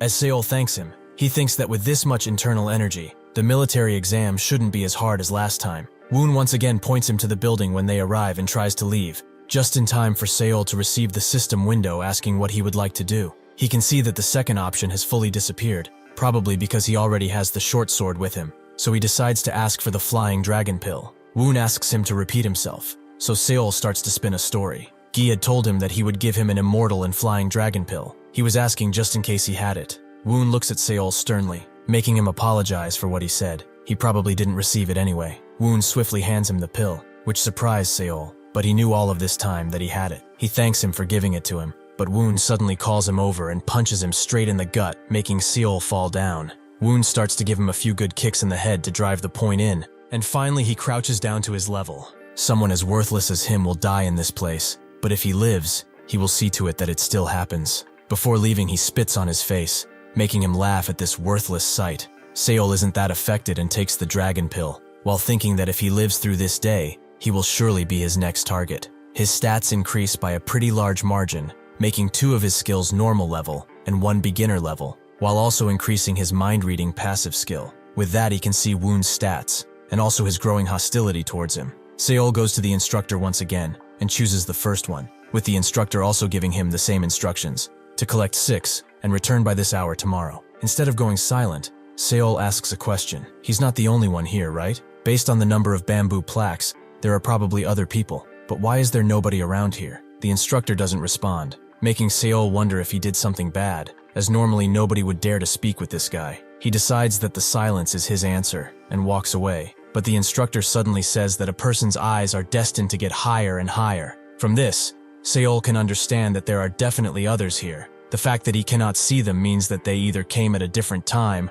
or through a different area. The people here do not waste time on these kinds of questions. They are all fighting to get stronger. The phrase that the instructor just said might also mean that stronger people will get here eventually, but that changes nothing. If he must fight them anyway, he better get a move on and take advantage of the treasures within this place. He doesn't take the time to appreciate the scenery like in the past. As soon as this place will become a bloodfest, where everything goes. First things first, he decides to go to the building he was ambushed by, as this time he will be the one making the attack. He analyzes the building for a bit, but he can't spot anything suspicious, and the longer he waits, the higher the chance of an enemy attack. He decides to lure out the attacker by just walking by, seeming like he has his guard down completely. Seol gets the message that he's about to get ambushed, which is all he's been waiting for. Last time he decided to flee, which wound up being stupid, as he got hurt in the process. This time he won't hesitate, as now he knows that his opponent is nothing special, and he can bring him down with ease. He decides to face him,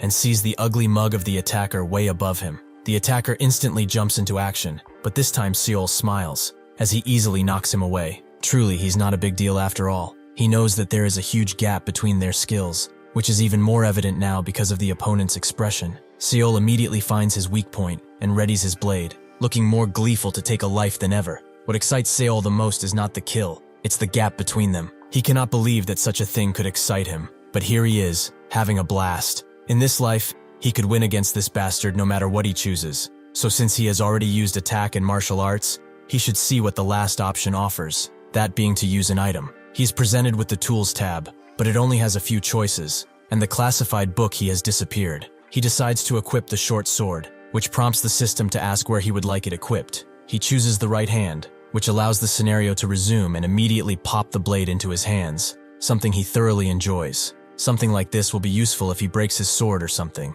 although it won't be an option if he has the option to strike the weak point. The ambusher tries his best, but he is far too slow for someone like Seol, and is dealt with swiftly. While jumping around, Seol wonders how many are in the military, and what of the treasures inside here, how many can there really be? He deduces that the bigger the building, the better loot it has, and using his new stealth ability, he is able to cover his tracks very well. Even if he is stronger than ever before, it's all relative. Nothing is guaranteed just yet, so he must exercise caution. He starts searching around once he gets inside, but he finds no treasures, although finding them so easily would have been a strange thing. That's when he hears some footsteps, and immediately hides, thinking that he wouldn't have been able to hear this in the past, but thanks to the stealth ability, he can. Since stealth also includes hearing quiet things, it's not strange that he can do this. The guy doesn't detect him and goes inside one of the rooms, allowing Seol to move in closer and see if he can find his weak point. He doesn't open the door, but can hear that he's moving, although where is impossible to know.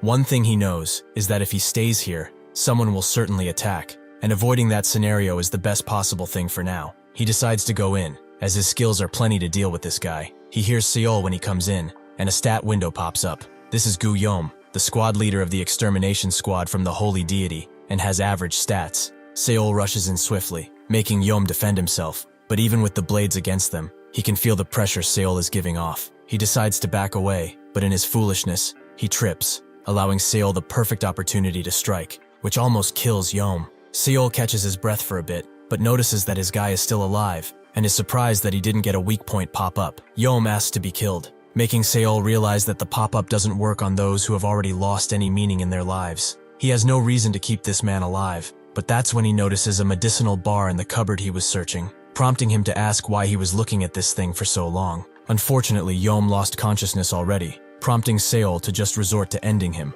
But that's when the system asks if he would like to kill or torture him. This makes Seol stop, and Yom asks why he's not killing him, but now Seol wonders what to do. Well, in a situation like this, he should choose the new option and see what happens. He tells Yom that he knows the answer already, and starts hurting him, just enough to not end his life. This is called Boon Goin Chak Gol. He's injecting him with energy to heighten his sensors, and then twisting his bone to ensure that the most possible pain is being received. Seol would like an answer from him now, one that will satisfy him enough. Yom seems like he has no intent of answering, making Seol move in for another torture session, but Yom finally gives in, telling him that he has it. Seol asks what this is, and Yom tells him to lift his bandana, allowing Seol to get a fragment of a treasure map, 1 out of 7. He also sees that there are 10 items in that treasure chest, meaning that getting it would be amazing. For a reward, Yom accepts to die peacefully, but when Seol goes in to fill his side of the bargain, the system asks if he would like to torture him more, which comes as a surprise. However, Now he's a little mad, as this bastard is still holding out on him, meaning that he will have to get a little more physical here. After a bit of wrestling, Seol manages to get all of the treasure map fragments, which was quite the venture, as Yom had them under his feet, his underwear, even places he would never like to visit again. He decides to give the map a look, but not before noticing the open drawer with the medicinal bar still inside. He crouches down and thinks that there should be a treasure in this drawer, but there isn't, meaning that this guy was just confused when he sat idly by. Someone else must have taken the treasure, and even left this nutritional bar to taunt other people. Since this is a race for the treasure, he will have to move swiftly. The first treasure Seol gets is the manual for voice transmission, but since reading these things takes time, they will not be useful right now. However, since he can assimilate knowledge in a second, he is able to learn this ability with no difficulty, and prove that he's different. The second treasure is hidden behind some furniture, and is the manual for the production of demonic iron poison, which Seol doesn't need now, but it's not a bad idea to just have it. The next treasure he goes for is quite loud, as it's hidden in the ceiling, meaning that someone went through some effort to hide it. The third treasure are the high-class demonic combat arm guards, which Seol is confused about, as he doesn't know what high class is. He decides to put them on, and he instantly learns the basic wind technique, and his proficiency with the vermilion palm also increases. When he reads the description closely, Seol finds that these were favorite items of Nok Jung-kwan, who is ranked 34th in the Demonic Academy. Seol knows the guy. He's an old man who now represents the guards. He plays a pretty significant role in the academy. Now he wonders if he was the one who placed them here, for the sake of the new students. If it's so, it means that the military alumni are treated quite well. With 3 treasures collected, Seol thinks he should hurry up, as he doesn't want to have any sort of competition when it comes to them. He bundles the map away and heads out for the 7 other treasures. As he walks down a set of stairs, he hears some commotion right in front of him and decides to check it out. When he looks, he sees 2 different groups of 2, bickering about something. The system immediately shows him the statuses of everyone, and through this, he is able to see their names. Mu Kyung, part of the 7 Dragon team, tells his enemies to go and pick on someone their own size, but his teammate, Gam Ja, feels like they can take them on since they learned that synchronized attack. Seotae from the Demonic Dragon team tells them that they are fools. The synchronized attacks from the base demon court are all clumsy. His teammate, Sal Yu, says that they will die if they do it wrong, and then they will just loot them. The base demon court and the red demon court are the 2 of the 4 pillars that support the core within the academy. The Lord of the Supreme Court and the Lord of the Holy Deity work in the red demon court, and they belong to the higher branches. Seol thinks that this is why these guys are stronger than Juk Myung, who was the captain of the Black Moon Squad. All these powerful men are about to battle, but he has his eyes on another thing, the treasure that's across the room, right between these guys. Seol is at a standstill, as his stats are objectively better, but there are too many of them. Perhaps he should analyze the situation and see what abilities they have, but they probably won't show them if it's not a truly risky situation. As he wonders what to do, he suddenly sees that they started fighting, and observes the battle closely. In theory, it's better to plan out his actions rather than go in like a maniac, but he also doesn't want to leave and not get the treasure. He has seen death countless times before, and if he doesn't risk his own life, he knows that he won't achieve anything. When one of them falls to the ground, he finds his weak point, which he didn't want to do. He only thought about taking him out for a second. Besides the usual choices, another option also popped up, and since he has no time left, he must choose now. Using martial arts would probably get rid of one person, but there are still 3 left, and if he uses a lot of internal energy, they will all come for him. With only 2 seconds left, he decides to closely approach the opponent, which makes pillars of light appear around Ja, which Seol figures are where he can go. Since it has come to this, he won't do things wrong. He must think about it. Yu is the one positioned south of Ja, and to the west is his teammate, Kyung. This means that the east and the north are safe, as he will be distances from Yu and Tae, while also being behind Ja. With only these positions, he decides to formulate a plan. He will kill 2 people from each team, so that there will be more confusion for them, and less for him. With a heavy breath, Seol decides to do as he planned, and immediately teleports behind Ja, to the point where even he's surprised at the speed. Even if Ja reacts, it's too late for him to do anything, so Seol kills him with an instant attack, making the others fall into shock. After Ja's body falls to the ground, Seol thinks that with only this, he would have had an advantage, but it seems like the gods of luck are smiling on him today, as he has found the weak point of everyone, which is an incredible opportunity for him. With this, he is more confident than ever. He will win. His first victim is Yu, whom he uses martial arts on. When the system inquires what he would like to use, Seol uses 2 at the same time. The convening final demonic arts and the violent flaming eminence. Together, They create a mighty strike that goes through you like butter. He never had a chance of escaping. Seol is amazed by the amount of power he has just exerted, but also by the huge amount of internal energy that he has used. Although it's worth it for the shock factor alone, Tae suddenly charges him from behind, which catches Seol off guard, as he was focused on his abilities. Since it's too late to avoid the attack now, he decides to use the arm guards to his advantage, which gives him the opportunity to strike a defenseless Tae with full force, sending him flying out of the room and killing him. Seol catches his breath as a terrified Kyung looks at him, and notes that with his next kill, he will have enough bamboo plaques. Kyung knows that he cannot run, so he charges in, making Seol smile. It doesn't take long for him to dispatch Kyung with only a few strikes, and finally be glad that it's over. He loots everyone, gaining quite a few items, from armor and blades to pills. With the bamboo plaques in his hand, he thinks that the chained crimson blade and the spear are useless to him. He will just throw them away. What interests him the most are the pills, one giving a little health boost while the other does the same, but with internal energy. He was expecting more from them, but they are still a boost, so it's better than nothing. The last thing he has to check out is the 8 Emperor's full body armor, which appears to be quite protective, but he will have to see just how good it is in his next battle. With everything out of the way,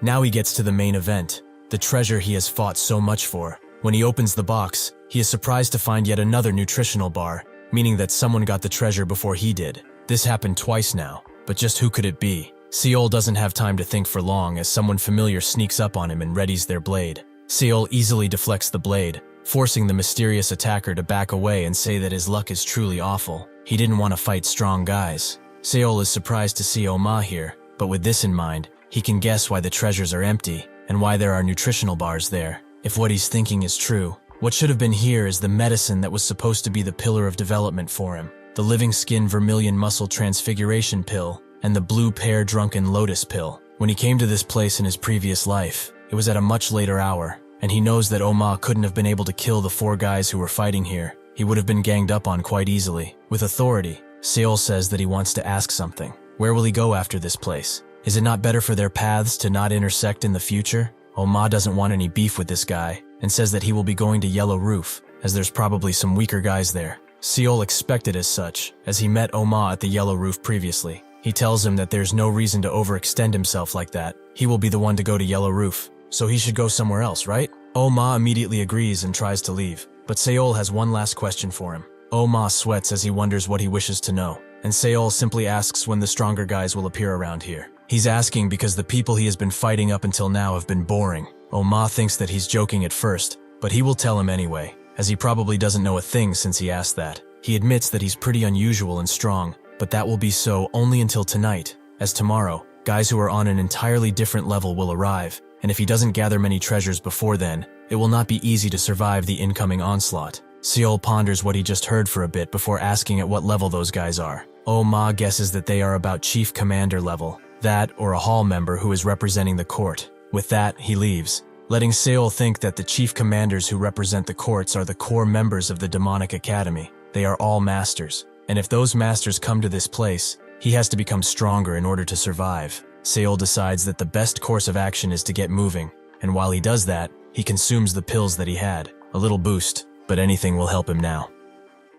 As Seol takes down another opponent, he thinks that it's just as he suspected. Everything is the same as his previous life, and someone should come here soon. Sure enough, he gets the weak point notification, allowing him to seamlessly move behind the opponent and catch him by surprise. He should stop what he is doing, as he would have killed him already if that is what he really wanted to do. The man knows that his words ring true because of his sheer aura, and decides not to do anything in hopes that he will live. Seol looks down, and notices that the guy he took down was actually wearing the heavenly silver breastplate, which he did not expect to see so soon. However, this indicates to him that items he does not put into his Tools tab appear again where they originally were. The man, named Chiak Ho, asks what he wants, and Seol gives him a glance, seeing his pretty weak stats. He moves past him and loots the heavenly silver breastplate, and also a few bamboo plaques, which he really doesn't need, but his guy might. Seol asks if he's from the Supreme Court, and if he's the head of the Black Fire Squad. Ho confirms as such, so Seol hands him the plaques he looted.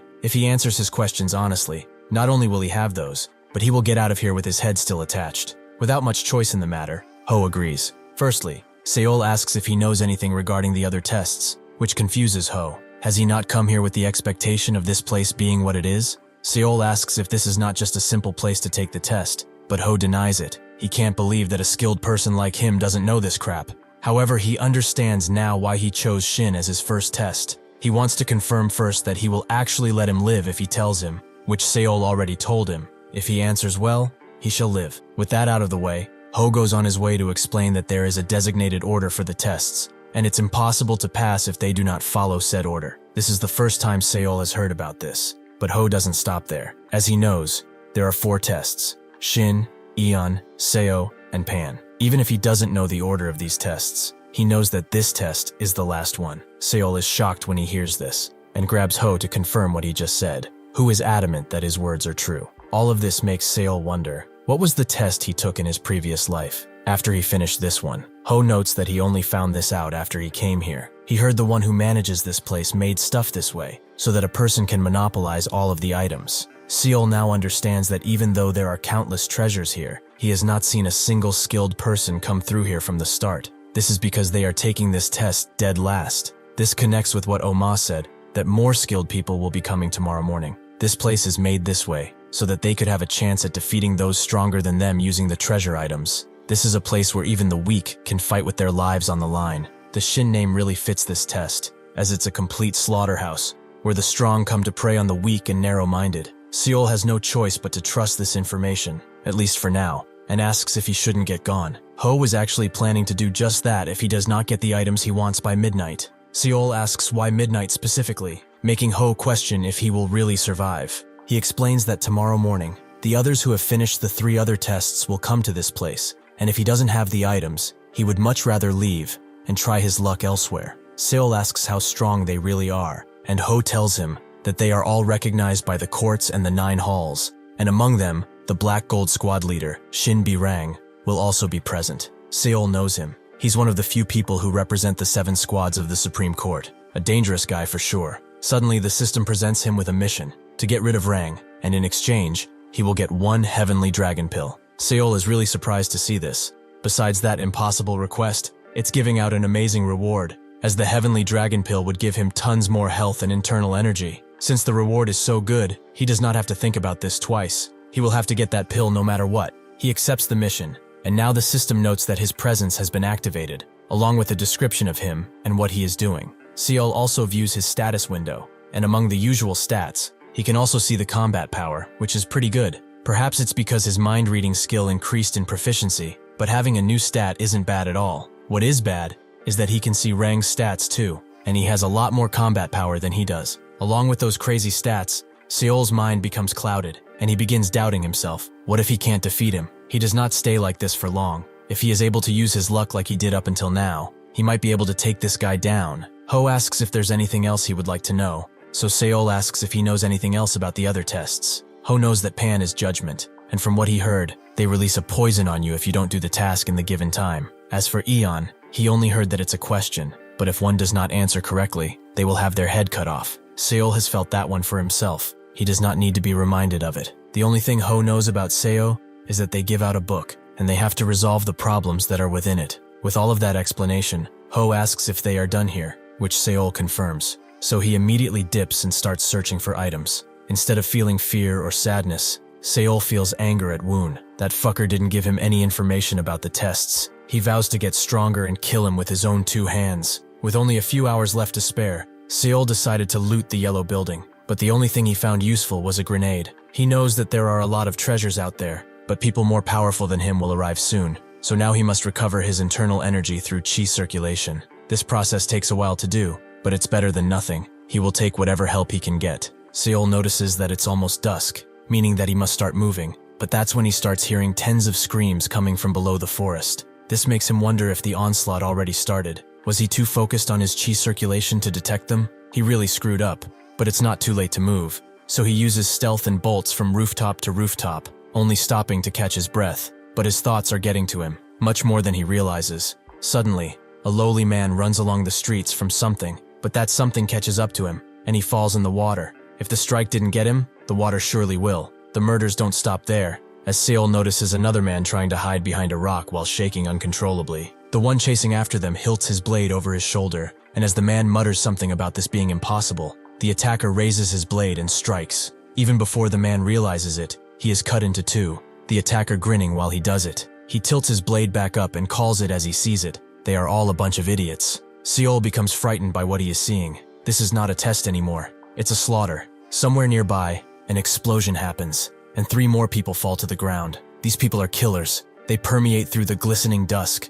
They violate the peaceful night with the scent of blood. The one who killed them all is none other than Seol's target, Rang, who seems to be enjoying himself. While he runs through the halls, Seol wonders how he was able to survive the night in the past, while people were being slaughtered left and right. Perhaps it was his stealth ability that saved him, or perhaps he was just lucky enough for people to leave him be. When he's just about to enter a room, he stops, as he feels someone is inside. Sure enough, it's Ho, who is asking someone why they're doing something like this, his condition clearly being much worse than before. Seol is surprised to see that he didn't leave yet. It seems that he couldn't control his greed for treasure. The man hunting him down notes that it's just a whim of his, and Seol sees that it's Rang. But why are people from the same court fighting one another like this? Ho warns him that if the Supreme Court finds out about this, he will pay with his own blood, but Rang believes otherwise, as he has finished negotiations long ago. The Supreme Court leader said that he is free to get rid of anyone who dares to seek the treasures, so it's unfortunate for him, but he has to die. In his last moments, Ho feels anger and raises his blade while screaming, but in a split second, Rang closes the gap and finishes him off with a chest strike. He dared to call himself squad leader with those skills.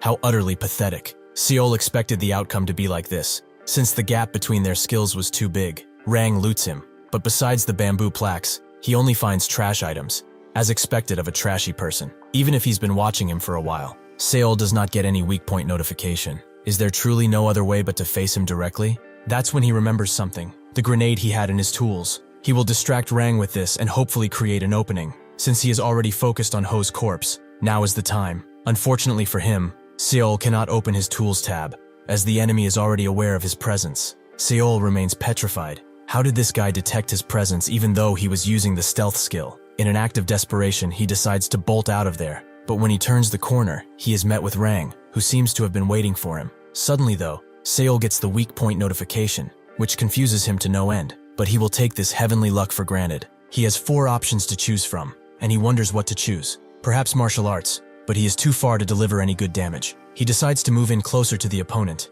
and does so right behind him. Even if Rang reacts, Seol believes that it's too late, and strikes with all of his might. Unfortunately for him, Rang was able to pull his blade out and block the attack, which allows him to reposition himself, but he accidentally steps on the wrong foot, allowing Seol another opportunity to strike his weak point. Now that it has come to this, he decides to use martial arts, more specifically the violent flaming eminence, which proves to be the correct move, as he deals half of Rang's health and damage. However, this has cost him more than half of his internal energy, forcing Seol to move in close with the blade and strike Rang using the white fluorescent arts. He does so again and again, Rang blocking every attack, but even if unhurt, he is still pressured by Seol. He suddenly kicks Rang in the chest and crouches down as he recovers his footing. He will not allow this bastard a single opening, no matter what happens. With his demonic combat arm guard, he is able to use his new wind ability, which Rang barely dodges, but he's still somewhat damaged. Seol refuses to stop, and uses the wind ability combined with the white fluorescent arts to deal a deadly strike, which Rang has no choice but to block. Seol is surprised that he managed to do it, but this gives him another weak spot opportunity, something he was actually aiming for. Unfortunately, the weak point is not only for Rang, but also for him, making Seol fall into despair. He has never been met with such a situation, both a perfect opportunity and a warning at the same time. He has to choose from 2 tabs now, which increases the stress he's put through, and the timer ticking down slowly does not help. He wonders if it would be better to turn back time 3 seconds. If he chooses to attack now, he will be able to regress like that. Perhaps then he will see his movements closer. But the problem is his weak point. He cannot know how any of his actions will unfold in this situation. With only 2 seconds left and his brain racked for any ideas, Seol chooses to attack and face him. Just as he suspected, time goes back by 3 seconds, allowing Seol to charge in and take a huge risk. Since his weak point window popped up like that, he will stay on guard and not attack. He will let Rang play into his own hand. Rang quickly regains his footing and prepares a deadly strike, one that Seol knows will kill him. But against his eminence, there is not much he can do. So his pupils close in as blood paints the nearby wall in a dark red. The blood did in fact come from Seol, but it was only his cheek that was hurt, as Rang has activated his sword energy. Seol knows that if he wasn't prepared, only death would have awaited him, and even if he was lucky and dealt a mortal blow to him, he would not have been safe either. Fortunately for him, Rong has used a lot of internal energy for that, so even if he uses sword energy once again,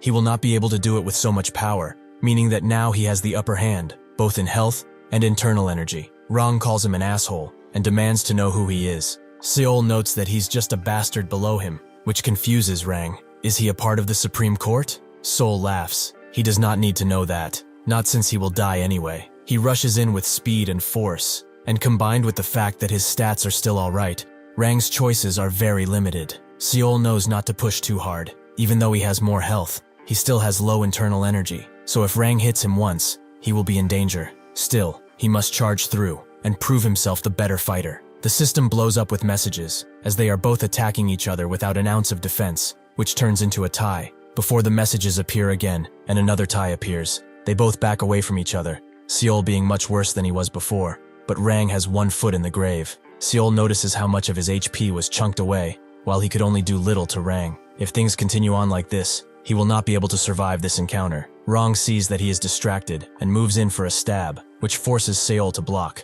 but that was actually a feint, as Rang redirects his attack into a slash. With only milliseconds to spare, Seol decides to strike first, which was all part of Rang's plan, as he instantly backs away, leaving Seol vulnerable. He gets a warning that Rang found his weak point just as he's about to strike, making him go crazy for a second. These three options differ based on the enemy's distance from him and his movements. If he were to face him, it would require him to get close, but in the case of a strong enemy like this one, that's too dangerous. Fending him off would only place him further than he is now. It's an ideal option based on the enemy's distance and movements. If he were to flee, he could easily dodge this attack, but it might leave him vulnerable to another. Seol looks at the choices and decides to fend him off, which he does somewhat successfully, before he fails and is forced to back away. He was dealt quite a bit of damage, and now Rang has more health and internal energy. He has lost his advantage with this attack. Rang moves in closer and asks if he can see the difference between them. Even if he gathered a lot of items, this is his limit. There is a gap between worms and the chosen of the gods, and he is not one. Seol knows that he is not just boasting, as Rang's fighting abilities are amazing. He's someone who has trained perhaps all of his life, and is currently carrying out important missions for the Supreme Court. He is also in charge of the Black Gold Squad, and is guaranteed a promotion in the future. However, he should not kid himself here. Does he really think he's the only chosen one? Rang has had enough of this guy, and prepares to end his miserable life. He slashes downwards, with Seol managing to dodge the strike, but with a curve and a swerve, the sword energy flows right into his shoulder. Rang does not stop, and pushes his sword energy even harder, allowing him to deal a fatal blow to Seol. He backs away to the wall, but with how much blood he lost and is losing, he can barely see in front of him. Yet Rang's smug expression permeates. As Rang approaches, Seol does nothing, but surprisingly Rang congratulates him. He has fought well for a worm. He will praise him for how much he has managed to push him. Seol knows that he will die if he stays here, so he takes the biggest gamble ever and jumps out of the window. Naturally, Rang feels that he is running away, so he gets after him, ready to strike at any moment. Fortunately, Seol's gamble has paid out, and he gets a weak point opportunity. Seol thinks that it does not take much for this window to appear. It also doesn't matter what position he's in. It is as he predicted. He knows that he can't attack, since he will die either from the attack or the bleeding, so he chooses a recovery item. More specifically, a golden potion. After all, surviving right now is more important than winning. With the potion used, his health is recovered and his bleeding is stopped, allowing him to easily deflect Rang's incoming attacks, proving that he can do this. After they both land, Rang becomes fearful, as he was just dying earlier, but he seems fine now. Seol has told him already that he is not the only one who was chosen. With this power boost, Seol is easily able to pummel Rang into a corner, who cannot do anything, and as death closes in on him, he becomes more and more fearful. After Seol deflects his blade, he aims directly at his chest, and ends the fight with that strike. Seol breathes heavily before falling to the ground. He has won, although barely. Seol can only laugh.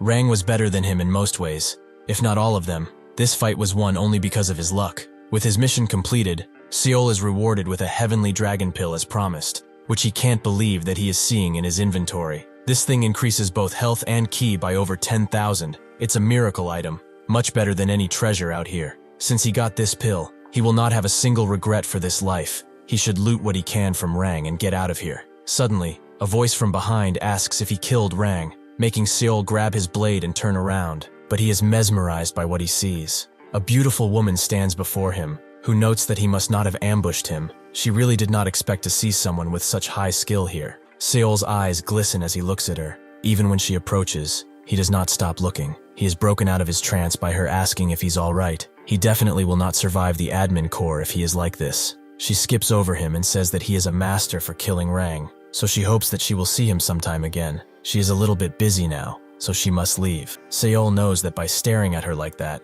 most people will think that he's dumb or infatuated with her, but there was not much he could do either way, as So Ryong has stats that overshadow Rang's by a large margin. As the moon glistens in the night sky, Seol goes back to his little hiding spot and starts pondering. In his previous life, he left for the admin core after hiding here all night, and now he has 2 lives. With his stats so low, he has 2 choices. Either he uses the pill and gets stronger in this life, or save it for better days, for a better chance at life. If he eats it, he will obtain strength beyond that of even Rang's. However, if by chance the monsters that are lingering around here jump him and he dies, his next life will be extremely bad. Not only will he have to survive what he went through again, but he will be in a state where he can't take down Rang no matter what he does. He decides to save it for a better chance, just as a little rabbit jumps in front of him, reminding him of himself. If he thinks about it, how did he even survive back then? The monsters around here could easily find the others who were hiding and killed them without prejudice. At the time, after spending a single day in this place, he decided to just walk out of the admin core entrance, as there was nothing to do, and nothing standing in his way either. Seol rummages his brain for ideas, but he gets none, deciding instead to put the demonic combat arm guard in the toolbox, as that is the best thing that he got out of this place. Except the pill, of course. For someone who uses sword techniques like he does, this item is not really fitting, but it really contributed to his survival in a few key moments. The armor set he had on is in tatters anyway, so that he can just continue to wear it until it runs out completely. He tries to open the toolbox, but for some reason,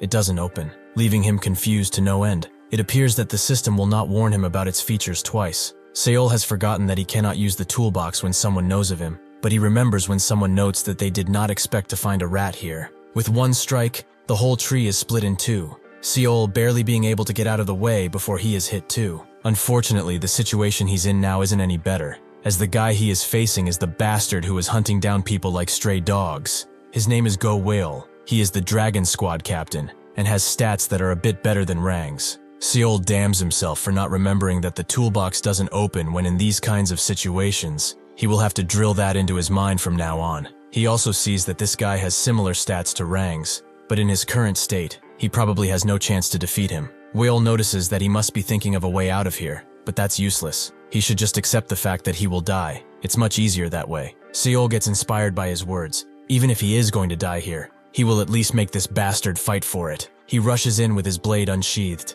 ready to fight with everything he's got. But before even moving closer, he gets notified that Whale has found his weak spot, and he's forced to choose. Seol can't believe this. Even before he could swing his sword once, he is already at a disadvantage. This only proves the skill gap between them, but with no other choice, Seol decides to defend. Whale seems to be doing nothing, but with a single lightning-fast step, he closes the gap between them, catching Seol by surprise and allowing him to give him a deadly gut kick. Seol falls to the ground completely defenseless, but Whale does not stop there and kicks him in the face next. So hard in fact that it makes Seol skip and fall on his back. With his back utterly exposed, Whale gives him one last strike in the back, dealing a deadly blow to Seol, who only has 8 health left and can barely breathe. Whale looks at his pathetic victim. He is wiggling around like a worm, yet he is still clenching that blade, like he could do something with it. It's impressive how long it takes for him to give up, but what can an insignificant worm like him even do at this point? He crouches down to Seol's level and picks him up by the hair. Someone as shitty as he is should just become what shit is destined to be. Fertilizer. As Whale toys with him, Seol finally seems to understand something. He has thought about this many times, even during something like this, about his life repeating after death, about the reason for him to become stronger, and why he must push himself and stand up in this disgusting place. He will not stop thinking about these things, because if he does, he knows that he will die. Even if he must become fertilizer, he will find a way to survive and get stronger than ever. By some heavenly miracle, Seol activates Ship's sword, and his blade starts to glow, something that surprises the both of them, because he does not know what is happening, and because he is far too close to the blast. Whale cannot hope to dodge this deadly strike. The mountain range glows as the attack happens, and Whale is left in a detrimental state, as this was a calculated strike. His health is not even a quarter, and his ki has fallen by half. As the dust from the blast clears, Seol appears, who has found the strength to keep smiling and hold his blade up no matter how bad things become.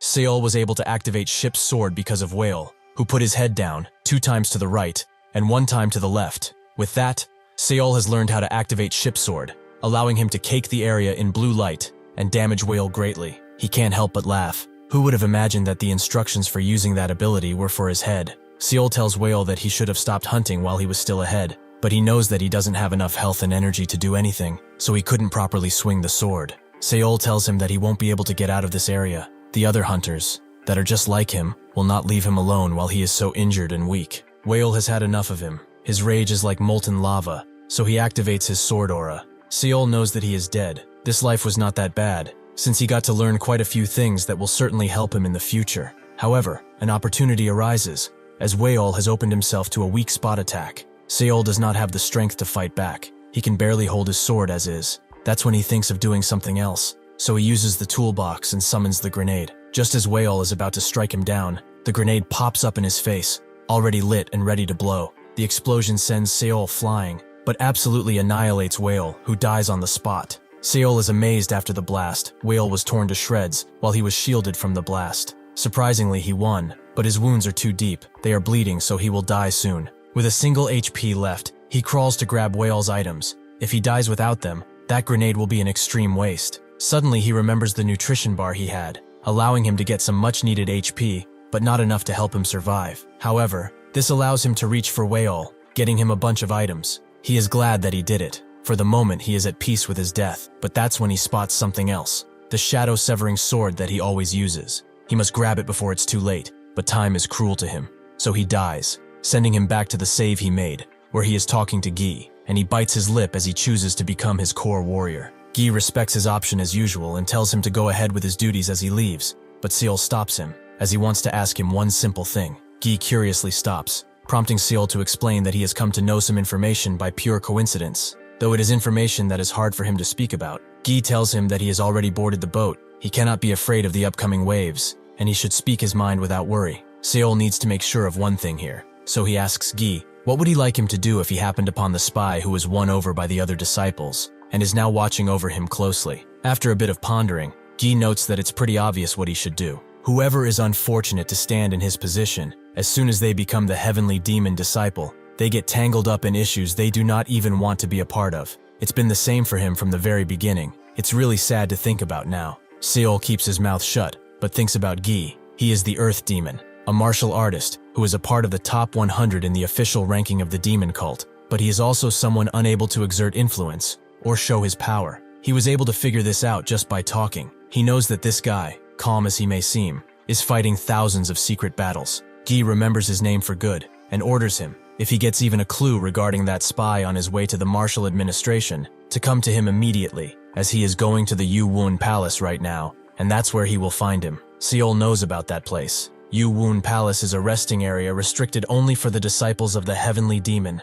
Normal martial artists do not dare approach it, because they know that they will be instantly killed. Guy also adds something else. If he captures that traitor alive, things will be much better for them. Seol understands, but wonders why catching him alive would be better. Perhaps he knows how to get info out of him. He goes to the Xian-il library basement, where he starts seriously thinking about all of this. He mentioned the spy to Guy so that he would not have to go to the admin core. He must think of a way around that place in this life. The charming treasures of that place should still be in their place, but after knowing what comes after midnight, that path is far too dangerous to set foot on ever again. What he should do now is catch Woon, but before that, he has to do something about these terrible stats. Unfortunately, he doesn't have access to the miracle pills he used in his past life. That was really a waste of resources now that he thinks about it, but perhaps Whale had something that would help him. First is his martial spirit blade, a high-grade cuirass, which blocks some amount of damage completely. A blood ice rock moss, basically the same effect as a pill, increases health and ki moderately. The 1,000-year-old 100 shadow fruit,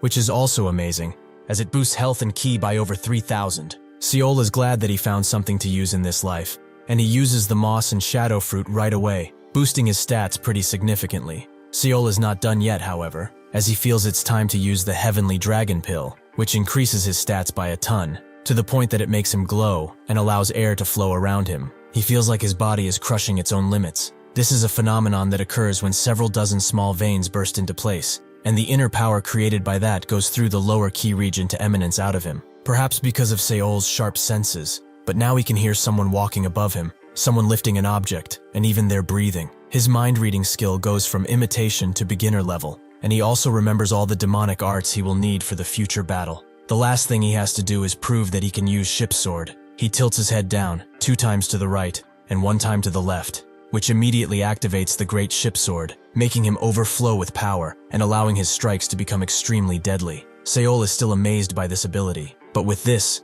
he has a guarantee. This life will be completely different than the others. He can feel it. Seol continues to train in the basement of the library, to the point where half a day passes. His current task is to learn how to use the great ship sword in the fastest and most efficient way. Even if this martial art is amazing, he has found a critical weakness in it. For him, who is a right-handed swordsman, it creates the restriction of needing to use his left hand instead. Even if he does something about the position of the sword, the activation process is the bigger issue here. He managed to learn the movements through sheer luck, but it takes too long for him to do them. The enemy won't just sit around and let him tilt his head around the place like a maniac. Seol wonders if he can combine with the white fluorescent demonic arts somehow, but that's when Hong appears and asks why he's making so much noise all of a sudden. Seol gathers that it's the noise he made while studying the ability, so he apologizes for the inconvenience. Hong would still like his question answered. Just what was he doing that was making all that noise? Seol plays it off by saying that he was just lightly training himself, but this sudden appearance provides him with an opportunity. He can kill Hong and take his life away, but also request to become his dog,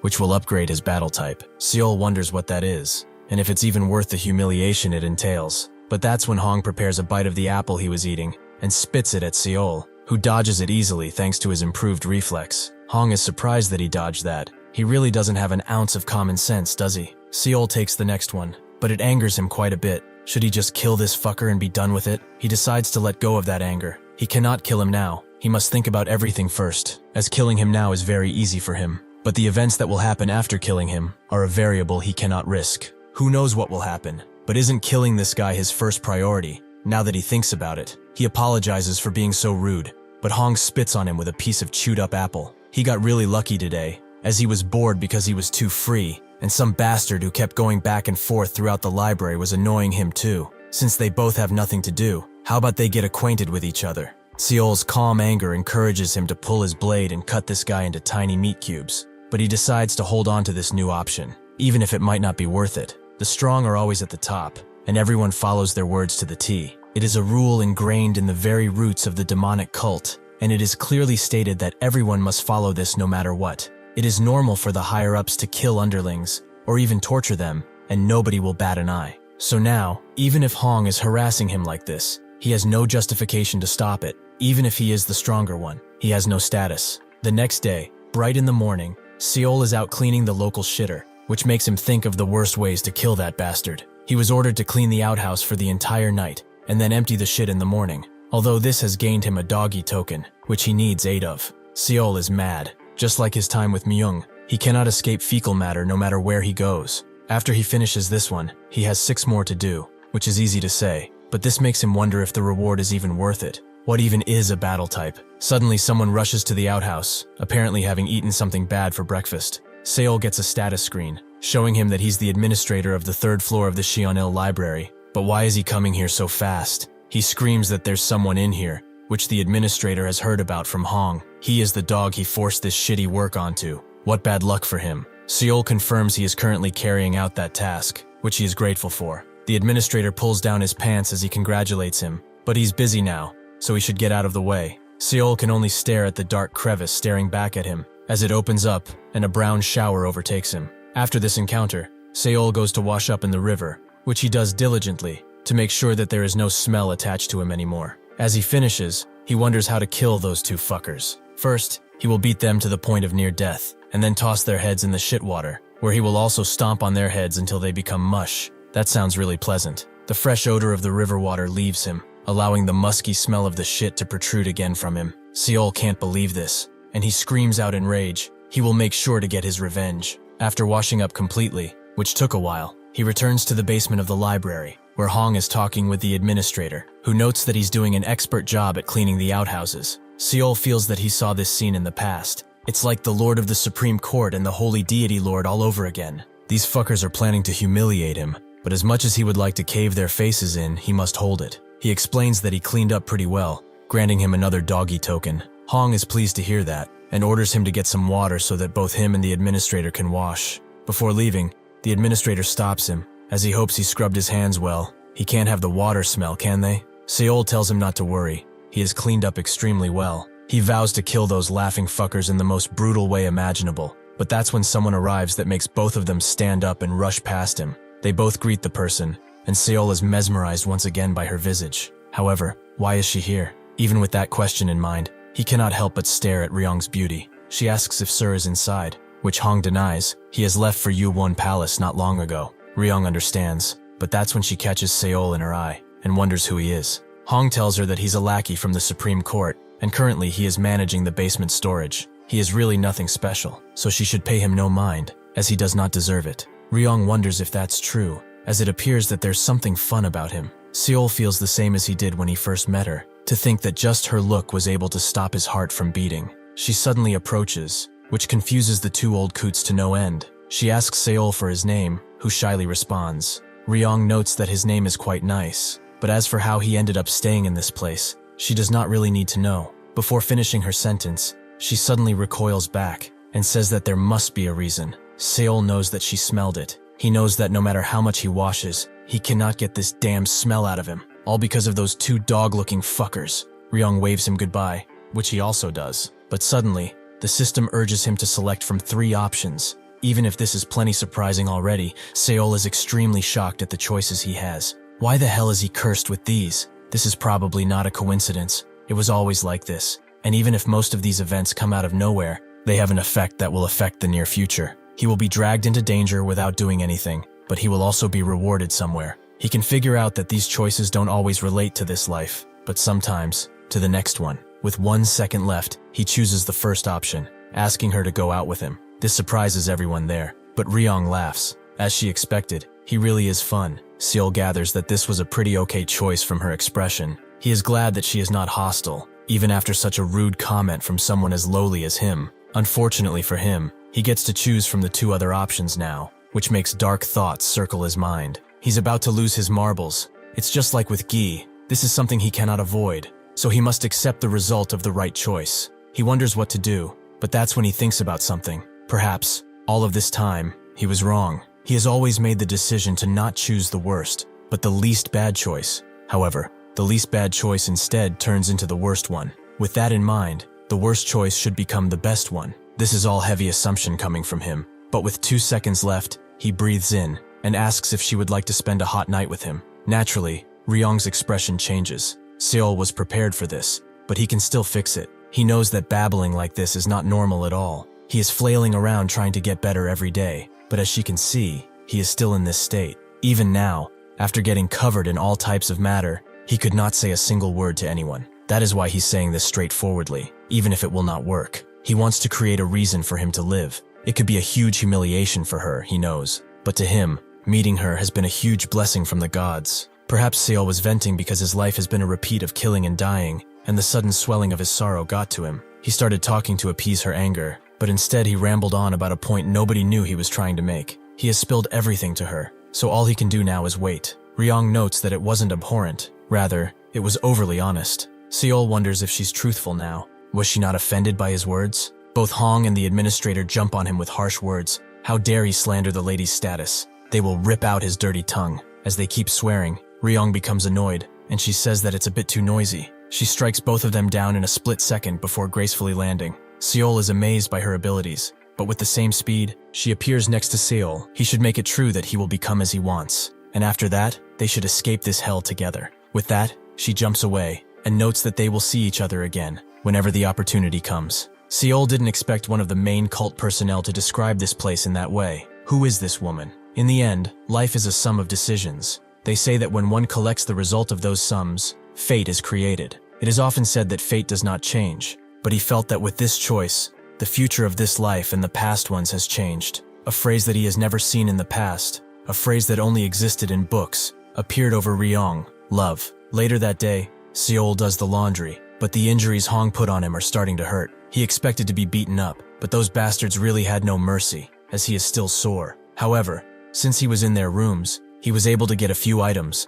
like a uniform and another bomb, which confuses the enemy. He also got the understanding of swordsmanship books. He will make sure to use these things diligently. He now has 4 doggy tokens, so this request will soon be over. All he has to do is endure a little bit longer. He also thinks about Ryong, as he never expected to meet someone around here with the same opinion as him. The demonic arts are martial arts that eliminate rationality out of men and promote greed for more power. In the main cult, perhaps because of this primordial desire, they get addicted as they accept more power and become brainwashed to crave even more. However, somebody who rejects that poison is suspicious of everything and tries to find something better. Mutants like he is appear in this place sometimes. However, he did not imagine her to be one of those mutants. The wish to get stronger is something he set because he did not want to get wrapped up in another disgusting situation. But now, he has an even clearer goal in mind. For now, he will take everything, even if it's a weak power that is pitied. After he grows and the opportunity rises, he will escape with Ryong out of this place. From the bottom of his heart,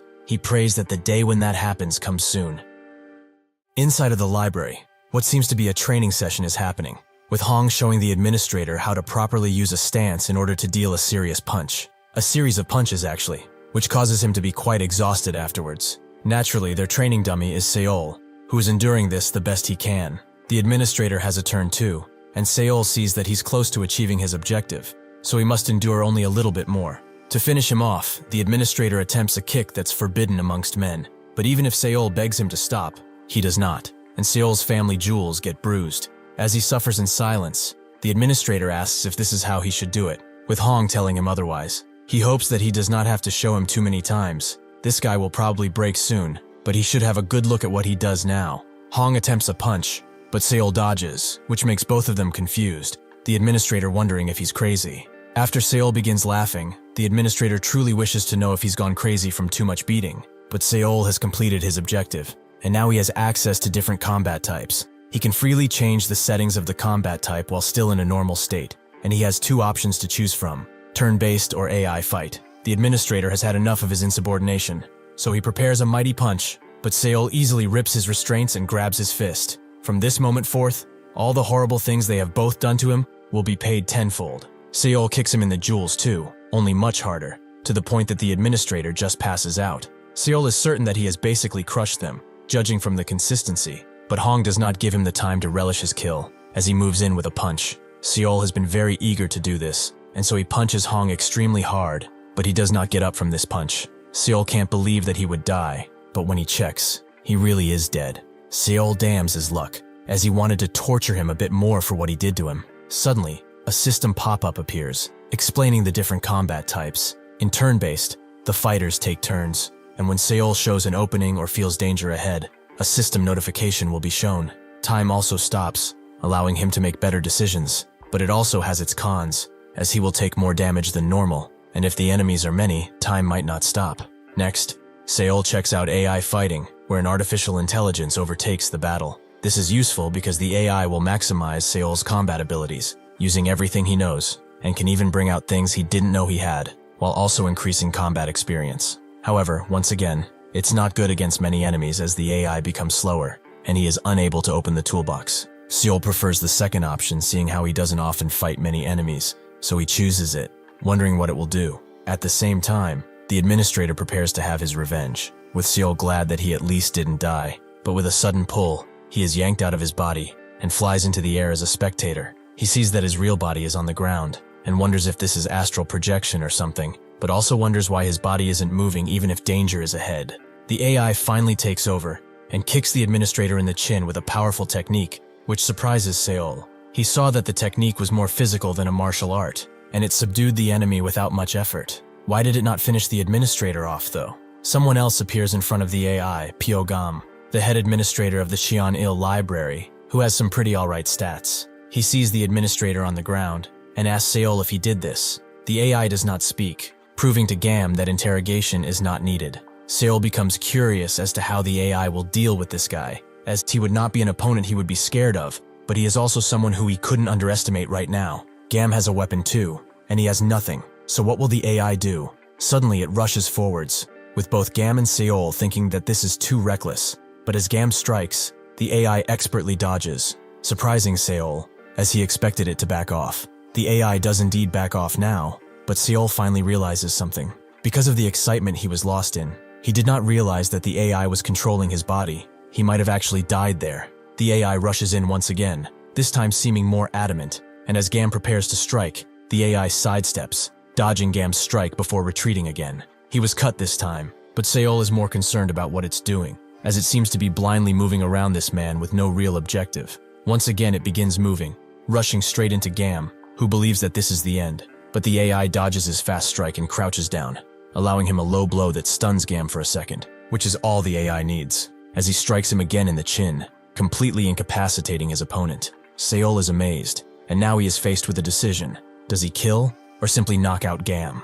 Seeing how he attacked him without prejudice, the only right choice is to take his life. So the AI, with no remorse, snaps his neck. After the battle is over, Seol gets the battle stats, showing that he used only 12 GP to kill that man, and not an ounce of ki was used. He suddenly gets dragged back into his own body, glad to be back and feel his limbs, but he is amazed by this performance. He never expected for the AI to fight so efficiently. He would have never been able to defeat that guy with only 12 GP drained. He will definitely use this later. In the library basement, Cheol has time to ponder. He swiftly buried the 3 corpses of those bastards and abandoned them. Even if they are found out, it's not really his problem, since he will leave this place soon. His lives are back to 2 because of his skills, and since he is strong enough, he will attempt to take down Woon and gain the favor of Gi. He opens up his inventory in order to prepare for the fight, first equipping the heavenly silver breastplate, which improves his understanding of swordsmanship and gives him a bunch of technique levels. With all of this done, the final thing is to change the combat type to turn-based.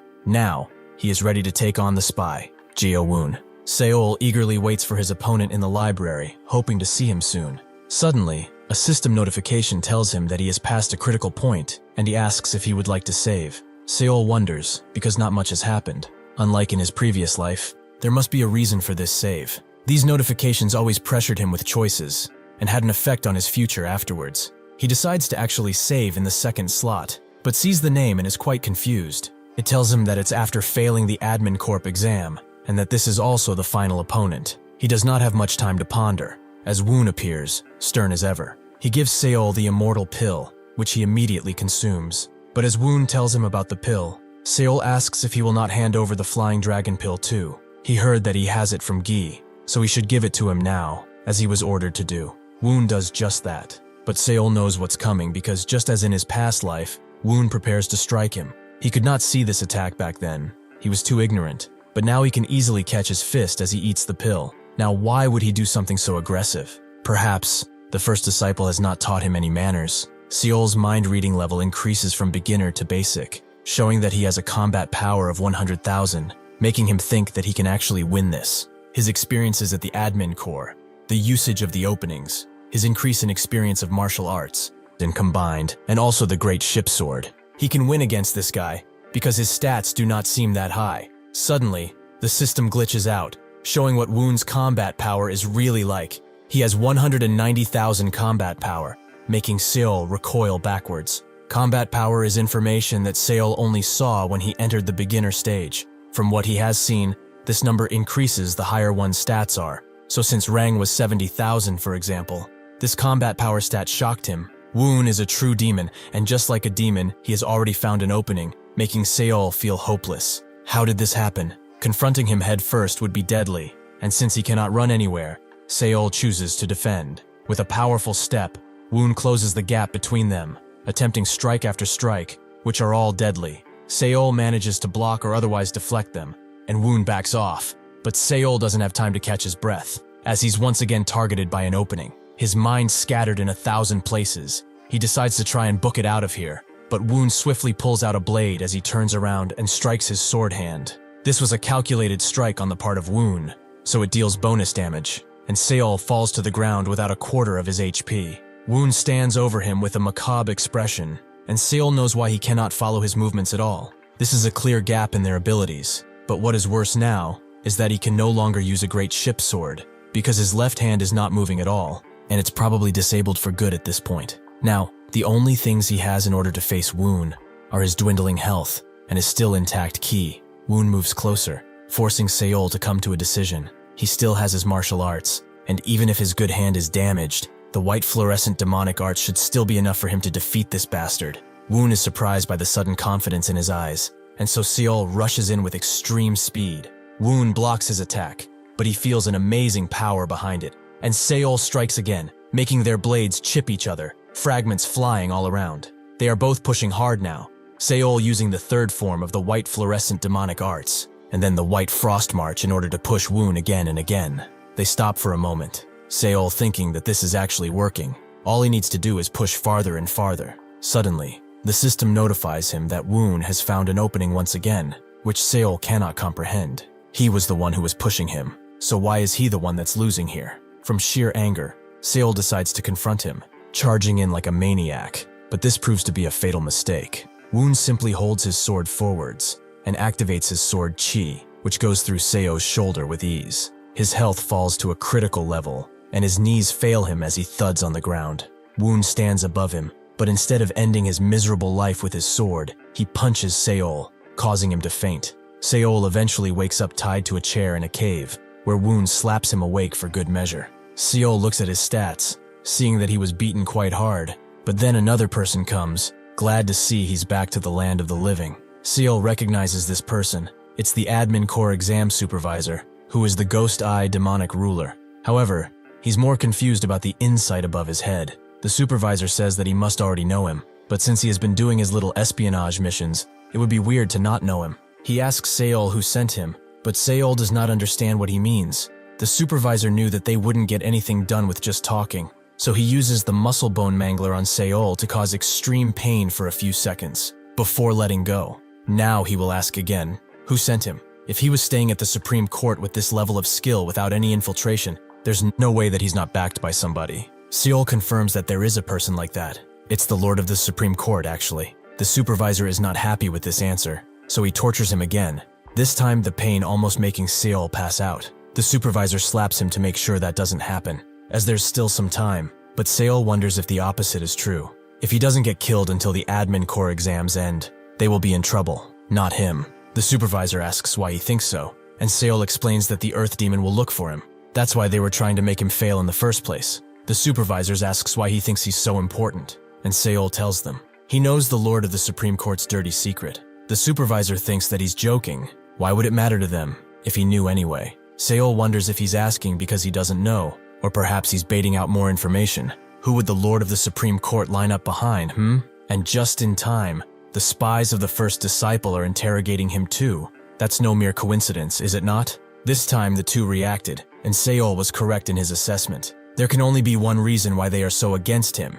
He is a threat to the first disciple, the Slaughterer Demon. However, he has never done anything against that guy. He doesn't even have the capability to. Only the Supreme Court Lord could even attempt this. From all this, one hypothesis came to light. Specifically, if Seol infers from their intention of asking who is backing him, from the moment he spilled the weakness of the Supreme Court Lord to Gi, he can assume that the opposite side began to move, and that series of strings is connected to the first disciple. The supervisor is amused, as he was the one who began fighting Woon. So why does he think they are the ones trying to stop him now, Seol knows. Originally they planned to let him take all the tests, because they determined that he would die, but they changed their mind, because he figured out who the spy was. From the very beginning, the order of the exams did not matter, so after passing Shin, he could have chosen anything, because this bastard would always meet him. That is why he was by himself in front of the representative when he arrived at the admin core. All of this supports the fact that they are all on the same side. No matter what he did, he would have died. And their reasoning is this. The sentences that popped up when he saved. Failing the exam means he couldn't pass at all, and the last opponent would mean Woon. At this point, they should just spill the beans. Are they curious about who is backing him? Or perhaps about how many secrets he has come to know? Seol has successfully solved the simple insight, which earns him insight points that he can use to upgrade his martial arts into a higher martial art permanently. He is surprised by this, but he doesn't have time to think about it, as someone appears and notes that he's quite interesting, but there's no need to listen to him anymore. No matter if he finished the exam or not, anyone who becomes a threat to the Slaughter Demon will be executed without prejudice. Seol recognizes Hyukbi, but she charges up her sword key and ends his life, sending him back to the library. Now he knows it's impossible for him to pass the Martial Admin Corp exam, and no matter what, he has to fight Woon. Even then, he did not have an interest in choosing a life with a higher difficulty at the moment. If this fight will decide his future, he should give it his all, and put it in the capable hands of the AI. In the past, the AI expertly dealt with two people, But before anything, he must equip himself. He puts on the Great King's war uniform and brandishes the martial spirit blade. He also puts the white spirit bomb on the table for the AI to use. He has created all the variables it would need and prays that this will be enough. This time, he has to win, no matter what. Seol looks at his settings and also finds that he has earned something named an insight point, which he doesn't know how to use, but it doesn't matter now. Suddenly Woon appears, asking why he's holding that blade, causing the AI to boot Seol out of his body and intervene. Woon asks him again, so the AI tells him that he was simply training. Seol did not know it could speak, and when Woon gives it the pill, it also shuts up, just like he would. After consuming the pill, Woon tells him to follow, but the AI tells him to hand over the flying dragon pill that he got from Gi. Seol is surprised it knows so much. He thought of the AI as a fighting tool only, but it seems it's much more useful, since it can make advantageous decisions without his input. Woon asks what he just said, so the AI clarifies. It appears that he has not received the information. The Earth Demon clearly stated that he would give him an immortal pill, and a flying dragon pill too. Seol knows what's going to happen after this sentence. A punch is going to come flying towards him. So what will the AI do? To the shock of both him and Woon, it strikes with the blade, but doesn't stop even when Woon backs away, using the white fluorescent demonic arts to continuously attack. Seol wonders if it's just going to rush in like last time, but even it has to realize that doing that against Woon will not work. They have tried this before. They have to do something else. Suddenly, the AI switches to the left hand and uses the great ship sword, completely taking Woon by surprise and cutting off his left hand. Seol is surprised too. The AI figured out how to use this in only a few seconds. On top of this, it seems to be naturally linked to the forms and such. He thought it would be at a level that would make slightly better decisions than him, but it's been calculating every single variable from the moment it entered combat. Woon did not expect him to use blade energy, and in such a skilled manner too. He's also using a sword style, and the most threatening thing is his inner ki expulsion. He truly is bizarre. How in the heavens did he do such a thing? Seol is spooked. How can he stay calm when one of his arms has been completely cut off? He swiftly jumps in front of the AI and says that he will just have to dissect him bit by bit to find out. They begin to exchange blows, but once the AI sees an opening, it uses the explosive heat art, which Woon barely manages to dodge. He knows that he must end this soon, so he recklessly charges in as a last resort. This strike would have hit a lesser man, but the AI dodges and uses the bookshelf behind it as a boost, allowing a swift cut to Woon's other arm before landing. Seol can't believe this. Such impeccable improvisation and movement is only possible through years of training. This also makes Woon frightened, making Seol think that he can definitely win now. But unfortunately, the blade comes apart, leaving only a shattered blade. Seol has forgotten that the blade can't handle the energy from the great ship sword. What the hell will he do now? Woon says that the heavens do not smile upon him. The Earth Demon also told him to give him a blade. He's really glad that he did not though. Seol knew he was forgetting something, but he did not expect it to be so pivotal. The AI, however, does not care in the slightest, Mr. Spy, who crawled to this palace like a damn worm. He should listen carefully. His shitty forms and step techniques are so slow that even an old man could dodge them. If he's such a good fighter, he should come and attack. He promises to smash his skull in by the end of this. Seol wonders if that's even him anymore. For some reason, he seems like an entirely different, more brutal person. This taunt works, making Woon jump at him with his blade at full power. He is madder than ever before. Eventually, the AI gets pushed to the wall, making Woon think that this is officially the end, so he uses all of his might to strike. The AI throws itself away and calls him a dumbass who got worked up for nothing. Anyway, he should think fast about what to do against this. Woon can only stare at the white spirit bomb as it blows up right in his face. But the AI also throws in a kunai to make sure that Woon stays down.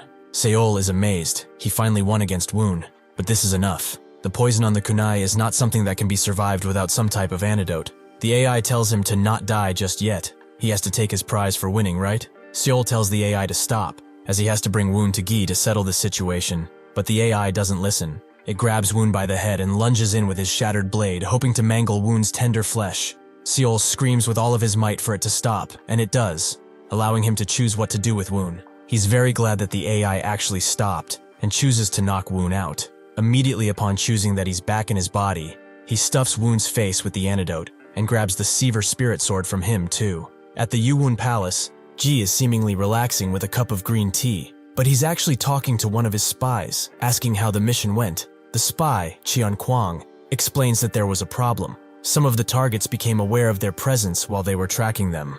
Gi asks if there are any traces left. but Kaon tells him not to worry. All of them have exploded their twisting skeletal dispensers to erase everything about them. Gi cannot believe such a thing, for the Silver Spirit Group's Zenith level units to be dealt with like this. The Silver Spirit Group is one of Gonma's main squadrons. They are trained as intelligence agents mostly. Everyone is a Zenith level expert, and they are skilled in tracking and fleeing, so normally there would be no reason for them to get caught, but they still got killed. Unless someone above an expert was involved, this shouldn't have happened. Cheon also believes the timing to be odd.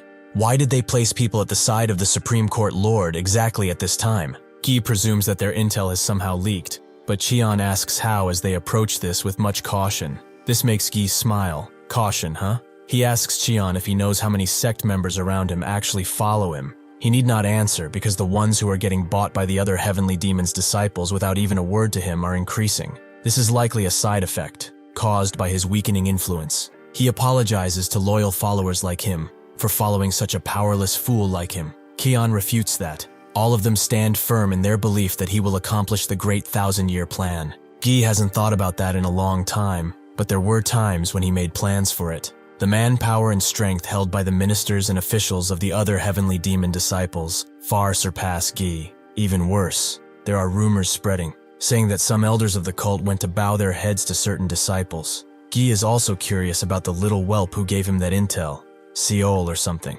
Cheon confirms that they sent him one grade 2 bodyguard and will take him to the Martial Admin Corps for the entrance exam. However, he's a little worried. The detailed map that the guy gave them. What if the info is wrong? Gi thinks on how to ease his worry and asks if he has seen Seol in person. He has only heard about him from him, right? When he did some of his own research, he found out the reason he was hated in the eyes of the Supreme Court Lord. Without his permission, he and his squad snuck in his office and tried to steal some martial arts, but they were caught. Cheon is surprised to hear of such arrogance. How can someone of his rank even consider doing such a thing? Gi also believes he was insane, but when the Supreme Court Lord learned of this, he did not take any measures instantly. Why is that? Cheon is not sure, so Gi asks him if he knows what happened with Seol's squad recently. They were all butchered by Manhwa sect goons. This surprises Cheon as a few days ago, he got a message saying that a few third-rate warriors of their cult had been attacked. He never expected them to be under Seol though. Cheon finally understands. This means that the contents of the detailed map is shown to have plausibility if that's the case,